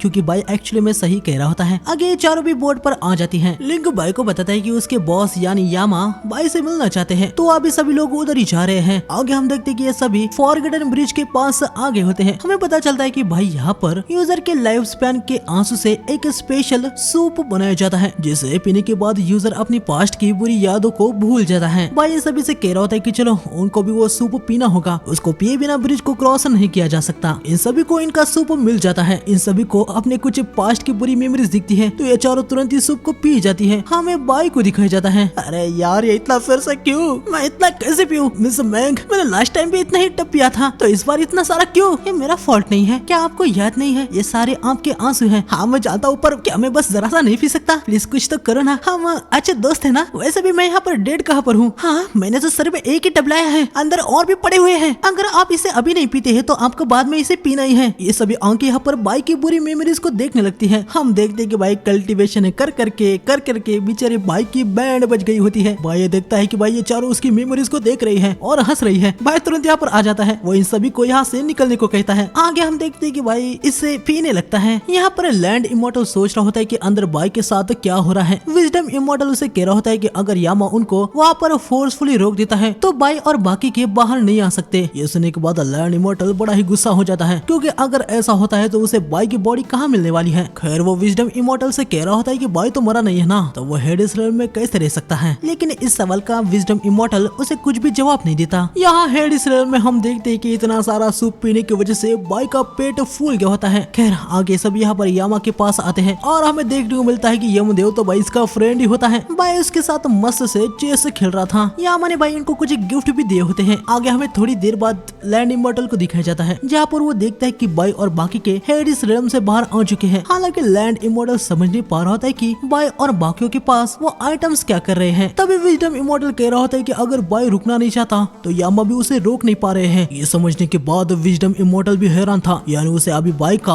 ट्रू पोटेंशियल समझ में आ रहा होता है। यहाँ हम देखते हैं बाई इनके पास के सारे आइटम्स को लेके लिंक को वापस दे देता है। चल अभी तो जा सकता है, इन चीजों को भी वापस ले जा। यामा को मेरी तरफ से थैंक्स कह देना। ये सभी लिंक को बाय करके आगे बढ़ती है। लैंड इमोर्टल बहुत ही चालाक है, अपना ध्यान रखना। अरे चिंता मत कर, तुमने मेरी स्पिरिट को नहीं लिया है ना, मैं मरूंगा नहीं। ये सुन के यहाँ पर लैंड इमोर्टल को हद से ज्यादा ही गुस्सा आ जाता है। वो विजडम इमोर्टल को उठा के फिर से पटक देता है। उसे लगा था कि बाई को हेडिस रियल्म में बहुत ही ज्यादा सफरिंग होगी, लेकिन बाई एक्चुअली में वो तो वहाँ से मजे करके आया होता है। गुस्से में यहाँ पर लैंड इमोर्टल कुछ खतरनाक ही चीज करने वाला होता है। खैर यहाँ पर हम देखते हैं कि ये सभी एक अलग ही जगह पर आगे होते हैं। बाई को यहाँ पर एक पोर्टल टाइप चीज में कुछ लिखा हुआ दिखता है। है, जो कि कुछ और नहीं बल्कि सेवंथ सफरिंग कभी ना पूरी होने वाली विशेष होती है। हालांकि भाई यहाँ पर ये समझने पा रहा होता है कि वो फिफ्थ और सिक्स्थ सफरिंग को स्किप करते हुए सीधा सेवंथ सफरिंग पे कैसे आ गए। लास्ट की 4 सफरिंग स्पिरिचुअल अटैक्स हैं। हाँ, यहाँ पर फिफ्थ, सिक्स्थ और सेवंथ सफरिंग मिक्स हो रही है। समझ गया, लर्निंग मॉडल ये सब जितना जल्दी हो सके उतना खत्म करना चाहता है। हाँ ठीक है, कोई ना, चलो अंदर चलो सभी। लेकिन भाई देखता है कि ये चारों तो यहाँ पर है ही नहीं, पता नहीं वो कहाँ पर गायब हो गई होती है। तभी भाई को यहाँ पर एक इल्यूजन दिखने लगता है, जहाँ उसके मास्टर उसे कह रहे होते कि भाई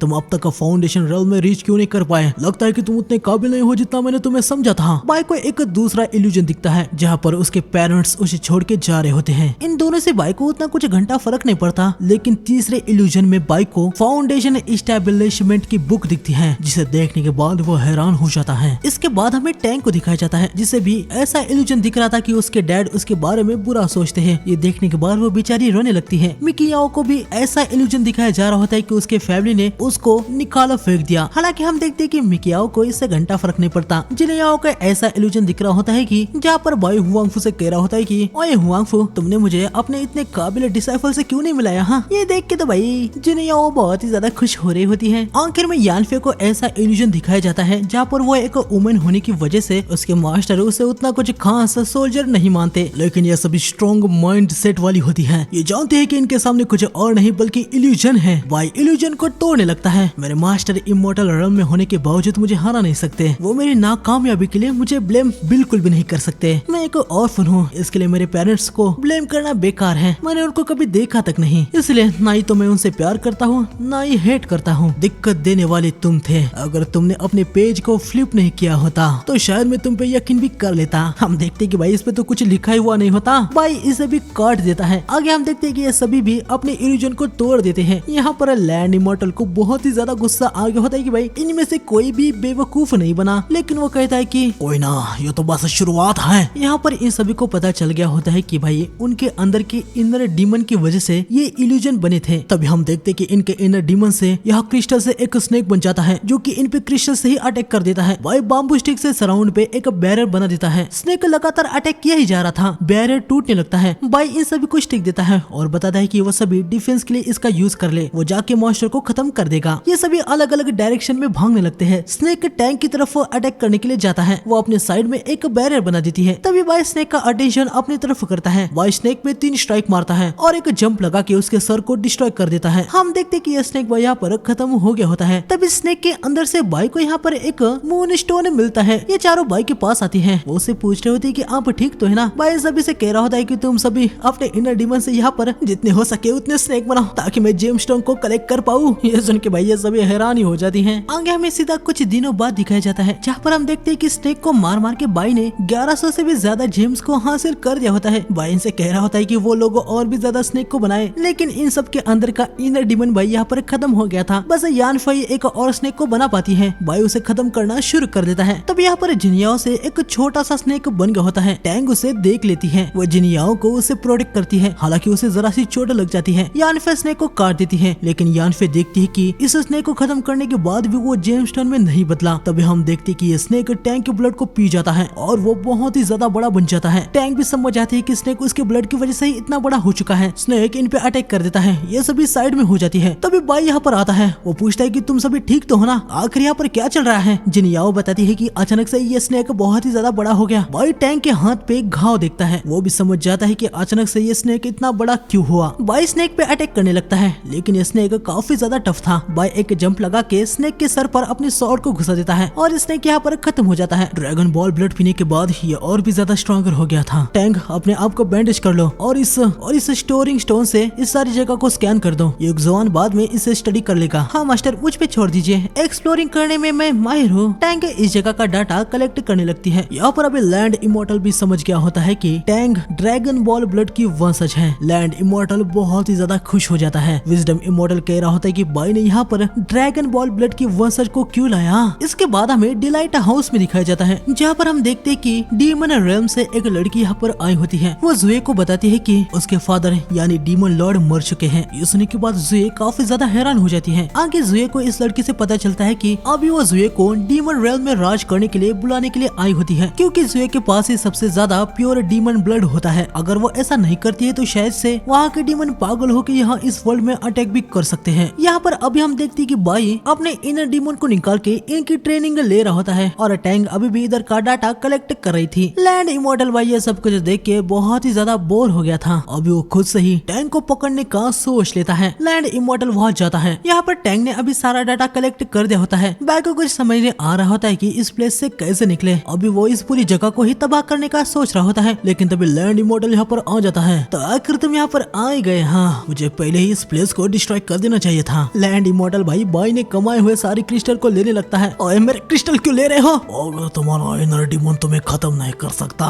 तो अब जरा मेरे इनर डीमन की टेस्ट लो। अच्छा, तो तुमने 4 सफरिंग की पावर्स को अपने अंदर ले लिया है। क्या तुम्हें डर नहीं है कि तुम्हारी बॉडी फट जाएगी? अगर तुम्हें डर है कि मेरी बॉडी एक्सप्लोड हो जाएगी तो तुम अपनी बॉडी मुझे दे दो। मैं प्रॉमिस करता हूँ कि मैं दूसरों को यहाँ से जाने दूंगा। तुम अभी भी मेरी बॉडी के ही पीछे हो। हाँ, एक प्रिंस होने के नाते तुम कितने यूजलेस हो। तुम और कुछ नहीं, बस दूसरों की चीजें चुरा सकते हो। क्या इसके पीछे ये तो कारण नहीं है कि तुम पॉपुलर नहीं हो? खैर, मैं तुम्हारा वेट यहाँ पर कर ही रहा था। चलो अब फाइट करते हैं। बाई की बात उसे लैंड इमॉर्टल को बहुत ही ज्यादा गुस्सा आ जाता है। वो बाई को पंच करता है, लेकिन बाई बहुत ही तेजी से उसके हाथों को काट देता है। लैंड इमॉर्टल फिर से रीजनरेट हो जाता है। वो अभी पैर से बाई को कुचलने का ट्राई करता है, लेकिन बाई शॉर्ट से उसके पैर को ही डिस्ट्रॉय कर देता है और लैंड इमॉर्टल नीचे गिर जाता है। बाई को यहाँ पर लैंड इमॉर्टल से भाई बहुत ही ज्यादा जेमस्टोन्स मिल रहे होते हैं। ओए मरना नहीं, चल मुझे और भी ज्यादा जेमस्टोन दे। इमॉर्टल पूरी जान लगा के बाई पे अटैक करता है, लेकिन इससे बाई को घंटा कुछ भी फर्क नहीं पड़ता। उल्टा वही अपनी थोड़ी सी पावर को बूस्ट करके उस पे स्ट्राइक मारता है और लैंड इमॉर्टल के इनर डीमन की पूरी तरीके से बैंड बज जाती है। आगे हमें सॉर्ड सेक्ट में दिखाया जाता है, जहाँ पर जुए ने इन सभी को बता दिया होता है कि डीमन लॉर्ड मर चुका है और अभी उसे डीमन रेल में बुलाया गया है और वो वहाँ पर नहीं जाना चाहती। इसके साथ ही डीमंस ह्यूमन वर्ल्ड पे अटैक भी करने वाले हैं। ये सभी अभी से यहाँ पर डीमन के खिलाफ वॉर करने की तैयारी करने में बातें करने लगते हैं। जुए इन सभी से कह रहे होते हैं कि वो जरा शांत रहे, ऐसा नहीं है कि वॉर अभी होने वाला है, उनको बाई के आने का वेट कर लेना चाहिए। यहाँ मैशन में हम देखते कि बाई लैंड इमॉर्टल से बहुत ही ज्यादा जेमस्टोन को निकाल रहा होता है। भाई उसे रुला रुला के जेमस्टोन को निकाल रहा था। लैंड इमॉर्टल कहता है कि भाई मुझे मार दो, मुझे नहीं चाहिए तुम्हारी बॉडी। खैर, तब यहाँ पर मिकियाओ को सेंस होता है कि जुए का मैसेज जेड टूट गया है, यानी बाहरी दुनिया में कुछ तो हुआ है। लैंड इमॉर्टल भी ये बात सुन लेता है और वो बहुत ही ज्यादा खुश हो जाता है। सॉर्ड मास्टर, कुछ तो हुआ है। जब मिस्सू ने ये मुझे जेड दिया था तो कहा था कि जब यहाँ का मिशन कंप्लीट नहीं हो पाता तो मैं इसे तोड़ दूं, फिर मिस जुए कुछ भी करके यहाँ पर आएंगी। सिमिलरली अगर उनका जेड टूटता है तो मुझे सेंस हो जाता है कि वहाँ पर कुछ तो गड़बड़ हुई है। बाई भी यहाँ पर जानता है कि जुए ऐसे ही इतनी इम्पोर्टेंट हरकत नहीं करेगी। वो समझ जाता है कि बाहरी दुनिया में कुछ तो हुआ है, उसे वहाँ पर जल्दी ही जाना होगा। बाई इस जगह को तोड़ने का सोच रहा होता है, तभी बाई देखता है कि लैंड इमॉर्टल तो यहाँ से निकल चुका है और हम देखते हैं कि लैंड इमॉर्टल यहाँ टैंक के नीचे आके उसको अपने साथ ले जाता है। लैंड इमॉर्टल बहुत ही ज्यादा हंस रहा होता है और वो बाई से कहता है कि उसने एक ड्रैगन बॉल ब्लड के वंशज को यहाँ पर लाके बहुत ही बड़ी गलती कर दी है। अब इसके साथ वो मैंशन की असली पावर को अनलिश करने वाला होता है। अगर बाई टैंक को बचा सकता है तो बचा ले। मिकियाओ कुछ समझ नहीं पा रही होती कि लैंड इमॉर्टल क्या बोल रहा है। जिनियाओ कहती है कि अभी इन सभी बातों का समय नहीं है, उनको टैंक को ढूंढना होगा। हम देखते कि ये जगह टूटने लगती है, ये सभी नीचे गिर जाते हैं। आगे हम देखते कि बाई यहाँ पर विजडम इमॉर्टल जहाँ पर है वहाँ पर आ जाता है। आगे वो तीनों भी यहाँ पर आ रही होती है। बाई एक एक करके तीनों को रेस्क्यू कर लेता है। बाई देखता है कि टैंक यहाँ पर नहीं है। वो मन में कह रहा होता है कि मुझे और भी ज्यादा नीचे जाना होगा। टैंक चिंता मत करो, मैं आ रहा हूँ। तभी इन पत्थरों से बाई को आवाज आ रही होती है। बाई स्टोन के पास जाता है और उनको रिमूव करता है और यकीनन यहाँ पर विजडम इमॉर्टल होता है। आखिर तुम कौन हो? अरे मैं विजडम इमॉर्टल हूँ जिसे तुम कब से ढूंढ रहे थे। हाँ, तुम हो विजडम इमॉर्टल? खैर, आगे बाई को कंफर्म हो जाता है कि भाई यही विजडम इमॉर्टल है। विजडम इमॉर्टल यहाँ बाई के साथ एक डील करता है। वो बाई को बताने वाला होता है कि लैंड इमॉर्टल ने टैंक को कहाँ पर रखा है। इसके बदले बाई को लैंड इमॉर्टल को इस जगह से फ्री करना है। इसके साथ ही विजडम इमॉर्टल बाई के उस सवाल का जवाब भी देने के लिए तैयार था। यकीनन वही सवाल, फाउंडेशन रेल में कैसे जाना है। बाई यहाँ पर विजडम इमॉर्टल की डील से एग्री कर लेता है। ठीक है, बताओ मैं उसे कहाँ ढूंढूं? ये मैंशन ड्रैगन बॉल ब्लड से बनाया गया था। चेंग डायनेस्टी के लोगों को वार के टाइम में छुपाने के लिए इसे बनाया गया था, लेकिन इसमें एक ग्रेट डीमन भी सप्रेस हो गया। उसी डीमन को सप्रेस करने के लिए हमने एक्सलेंट इमॉर्टल को खो दिया। ड्रैगन बॉल ब्लड वो ग्रेट डीमन को फिर से रिजरेक्ट कर सकता है। भले ही तुम्हारे पास ग्रेट पावर है, लेकिन क्या तुम अपनी ही डिसाइपल को खत्म कर सकते हो? तुम्हारे कहने का क्या मतलब है? हमें टैंक को दिखाया जाता है, जहाँ पर हम देखते हैं कि उसके बॉडी से बहुत ही ज्यादा ब्लड फैल रहा होता है। लैंड इमॉर्टल टैंक के ब्लड से ग्रेट डीमन को रिजरेक्ट कर रहा होता है। मेरे मास्टर तुम्हें ढूंढ लेंगे, भले तुम मेरा सारा ब्लड क्यों ना लेते हो, लेकिन मेरे मास्टर के सामने फिर भी तुम कुछ नहीं हो। ओह, ऐसी बात है क्या? आने दो उसे, उसकी बॉडी फिर मेरी ही हो जाएगी। विजडम इमोर्टल ने यहाँ पर बाई को बता दिया होता है कि अगर उसे लैंड इमोर्टल को रोकना है तो टैंक से उसके ब्लड फ्लो को कट करना होगा, लेकिन ऐसा करने से टैंक मर जाएगी। आगे हम देखते हैं कि बाई यहाँ पर मैंशन के डीपेस्ट पार्ट में आ गया होता है। यहाँ आते ही लैंड इमोर्टल की आवाज आने लगती है। जो पता ही था कि तुम यहाँ पर आ जरूर आओगे, लेकिन जितना मैंने सोचा था तुम मुझसे बहुत ही जल्दी यहाँ पर आ गए। चलो बढ़िया है, तुमसे फाइट करने के लिए मैं वेट नहीं कर पा रहा था। हम देखते कि यहाँ पर ग्रेट डीमन आ गया होता है। इसके अंदर ही लैंड इमोर्टल होता है। अगर तुम मेरे डिसाइपल को नहीं लौटा देते तो मैं तुम्हें बर्बाद कर दूंगा। ये ग्रेट डीमन स्केलेटन है जो कि ड्रैगन बॉल ब्लड से अवेक हुआ है। तुम्हें पता है तुम्हारे डिसाइपल का ब्लड कितना ज्यादा पावरफुल है? चलो मैं तुम्हें दिखाता हूँ। ग्रेट डीमन बाई पे अटैक करने के लिए आ जाता है। बाई उसके अटैक को डॉज कर देता है। बाई भाग रहा होता है, ग्रेट डीमन उसके पीछे ही था। बाई इसका वीक स्पॉट ढूंढने का ट्राई कर रहा होता है। बाई उसके पैर और हेड पे स्लैश मारता है, लेकिन वो हील हो जाता है। ग्रेट डीमन बाई पे अटैक करता है। बाई उसे डॉज कर लेता है। बाई एक जंप लगा के मॉन्स्टर पे अपनी स्वॉर्ड से स्लैश मारता है, लेकिन फिर भी मॉन्स्टर हील हो जाता है। लैंड इमोर्टल बाई को बताता है कि वो इसे नहीं मार सकता। जितनी बार ग्रेट डीमन पे उसका अटैक हिट हो रहा है, उतनी बार टैंक का ब्लड उसे हील कर रहा है। ग्रेट डीमन बाई पे फायर बॉल से अटैक करता है, लेकिन बाई उसे काट देता है। इसके बाद ग्रेट डीमन ब्लैक थंडर से बाई पे अटैक करने लगता है, लेकिन बाई सारे ही अटैक को डॉज करते हुए ग्रेट डीमन के नीचे आता है और उसे नीचे से काट देता है। और फाइनली बाई को वहाँ पर लैंड इमोर्टल दिख जाता है। आखिर तुमने ढूंढ लिया। हाँ, बाई अटैक कर रहा होता है, लेकिन लैंड इमोर्टल पीछे जाने लगता है। हम देखते हैं कि वो अभी बाहर से भी ब्लड को एब्जॉर्ब करता है। लैंड इमोर्टल अब बाई पे बहुत ही ज्यादा पावरफुल अटैक कर देता है। लैंड इमोर्टल को लगा था कि बाई का इस अटैक से बचना नामुमकिन है, लेकिन हम देखते कि बाई को इससे कुछ भी नहीं होता। बाई को अभी बहुत ही ज्यादा गुस्सा आ गया होता है। वो ग्रेट डीमन के नीचे आ जाता है। ग्रेट डीमन उसे रोकने की कोशिश करता है, पर बाई उसे हवा में उड़ा देता है। फिर उसके बाद बाई उस पे एक बहुत ही तगड़ा अटैक कर देता है और ग्रेट डीमन यहाँ पर खत्म हो जाता है। लेकिन तभी हमें देखने को मिलता है कि इस मॉन्स्टर के अंदर लैंड इमोर्टल होता ही नहीं। बाई देखता है कि टैंक उसके सामने ही है। लैंड इमोर्टल बाई से कहता है कि वो जानता था ग्रेट डीमन बाई को नहीं हरा सकता, इसलिए उसने बस अपना एक इल्यूजन वहाँ पर बनाया था। हम देखते कि यहाँ पर टैंक को बहुत ही ज्यादा पेन हो रहा होता है। बाई उसके पास जाने लगता है, लेकिन लैंड इमोर्टल उसे रोकता है और बताता है कि बाई अपनी जगह से नहीं हिलेगा। लैंड इमोर्टल की स्पिरिट कम्प्लीटली टैंक से कनेक्ट हो गई होती है। अगर एक भी कनेक्शन को बाई काटता है तो बाई तुरंत मर जाएगी। यहाँ पर ये सभी बाई को देख रहे होते हैं। विजडम इमोर्टल को लगा था कि लैंड इमोर्टल टैंक के ब्लड से सिर्फ ग्रेट डीमन को ही एक्टिवेट करना चाहता है, लेकिन ऐसा नहीं है। लैंड इमोर्टल को पहले ही समझ आ गया था कि ग्रेट डीमन भी बाई को नहीं हरा सकता। अभी लैंड इमोर्टल ने अपनी 3 सोल को टैंक के साथ कनेक्ट कर दिया है। ये तीनों कुछ समझ नहीं पा रही होती कि विजडम इमोर्टल क्या बता रहा है। विजडम इमोर्टल बताता है कि लैंड इमोर्टल टैंक के ब्लड का यूज करके पूरे मैंशन को ही एक्टिवेट कर रहा है, लेकिन ऐसा करने से टैंक का सारा ब्लड खत्म हो जाएगा और वो मारी जाएगी। साथ ही अगर उसका कोई ब्लड कनेक्शन काट भी दिया फिर भी वो मारी जाएगी। ये सुनने के बाद ये तीनों बहुत ही ज्यादा पैनिक हो जाती है। विजडम इमोर्टल बताता है कि टैंक को बचाने का अब बस एक ही रास्ता है। जब लैंड इमोर्टल खुद से टैंक के साथ के कनेक्शन को काट देता है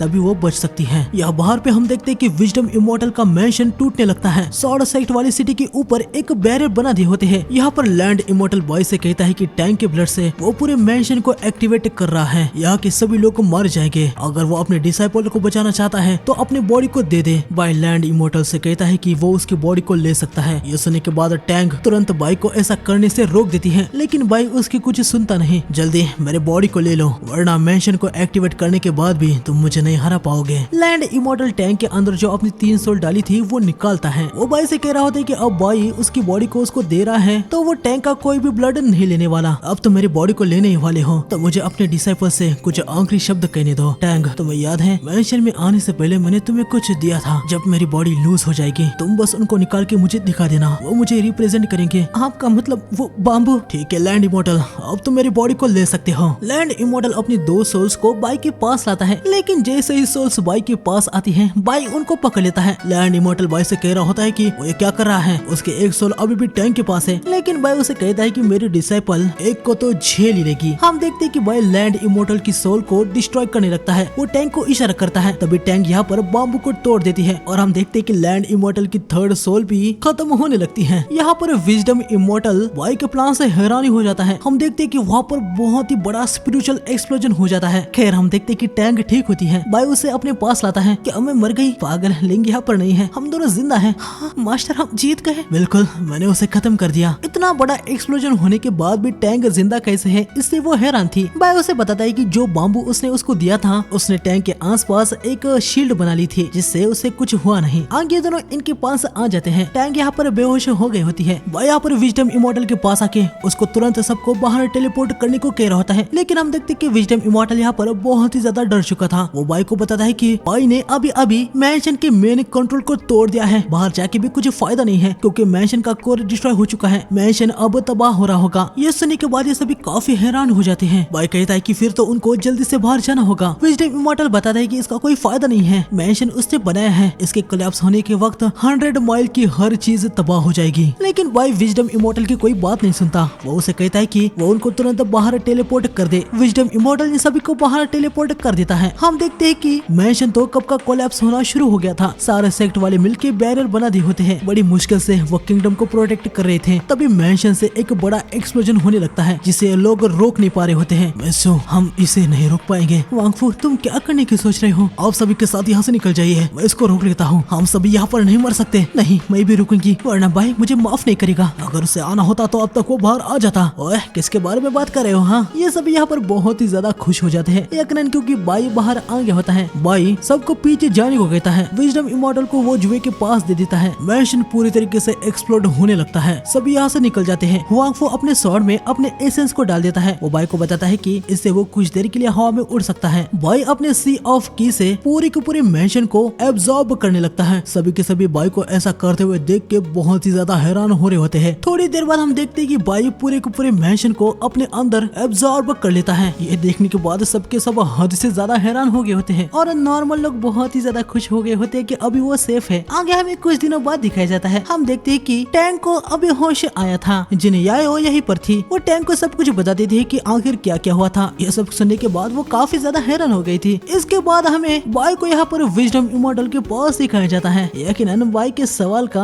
अब विजडम इमॉर्टल को जवाब देना है, लेकिन विजडम इमॉर्टल बताता है कि उसे नहीं पता। ये सुनने के बाद बाई बौखला ही जाता है। ओए लिटिल इमॉर्टल कह के तुमने मुझे बेवकूफ बनाया। की रिफाइनिंग रेल में तुम्हारा लेवल क्या है? मैंशन को एब्जॉर्ब करने के बाद मेरा लेवल बढ़ चुका है। अभी मैं लेवल 66666 पे हूँ। ये सुनने के बाद विजडम इमॉर्टल बहुत ही ज्यादा हैरान हो जाता है। वो बाई को बताता है कि बाई एक इमॉर्टल इनवी है। इमॉर्टल इनवी उसे कहा जाता है जिसके पास ग्रेट टैलेंट है। इमॉर्टल उससे जलते हैं। उसके पास बाउंडलेस सी और अनलिमिटेड पावर होती है जैसे कि बाई के पास है। बाउंडलेस सी ऑफ की होने की वजह से बाई नेक्स्ट रियल्म में रीच नहीं कर पा रहा है। सारे कल्टीवेटर्स के पास एक लिमिटेड सी ऑफ की होता है और सी ऑफ की के बाउंड्री वॉल पे चढ़ के ही कल्टीवेटर्स आगे के रियल्म में रीच करते हैं, लेकिन बाई के पास ऐसी कोई वॉल ही नहीं है, इसलिए वो नेक्स्ट रियल्म में रीच नहीं कर पा रहा है। इसका मतलब यह है कि मैं कभी भी नेक्स्ट रियल्म में रीच नहीं कर सकता।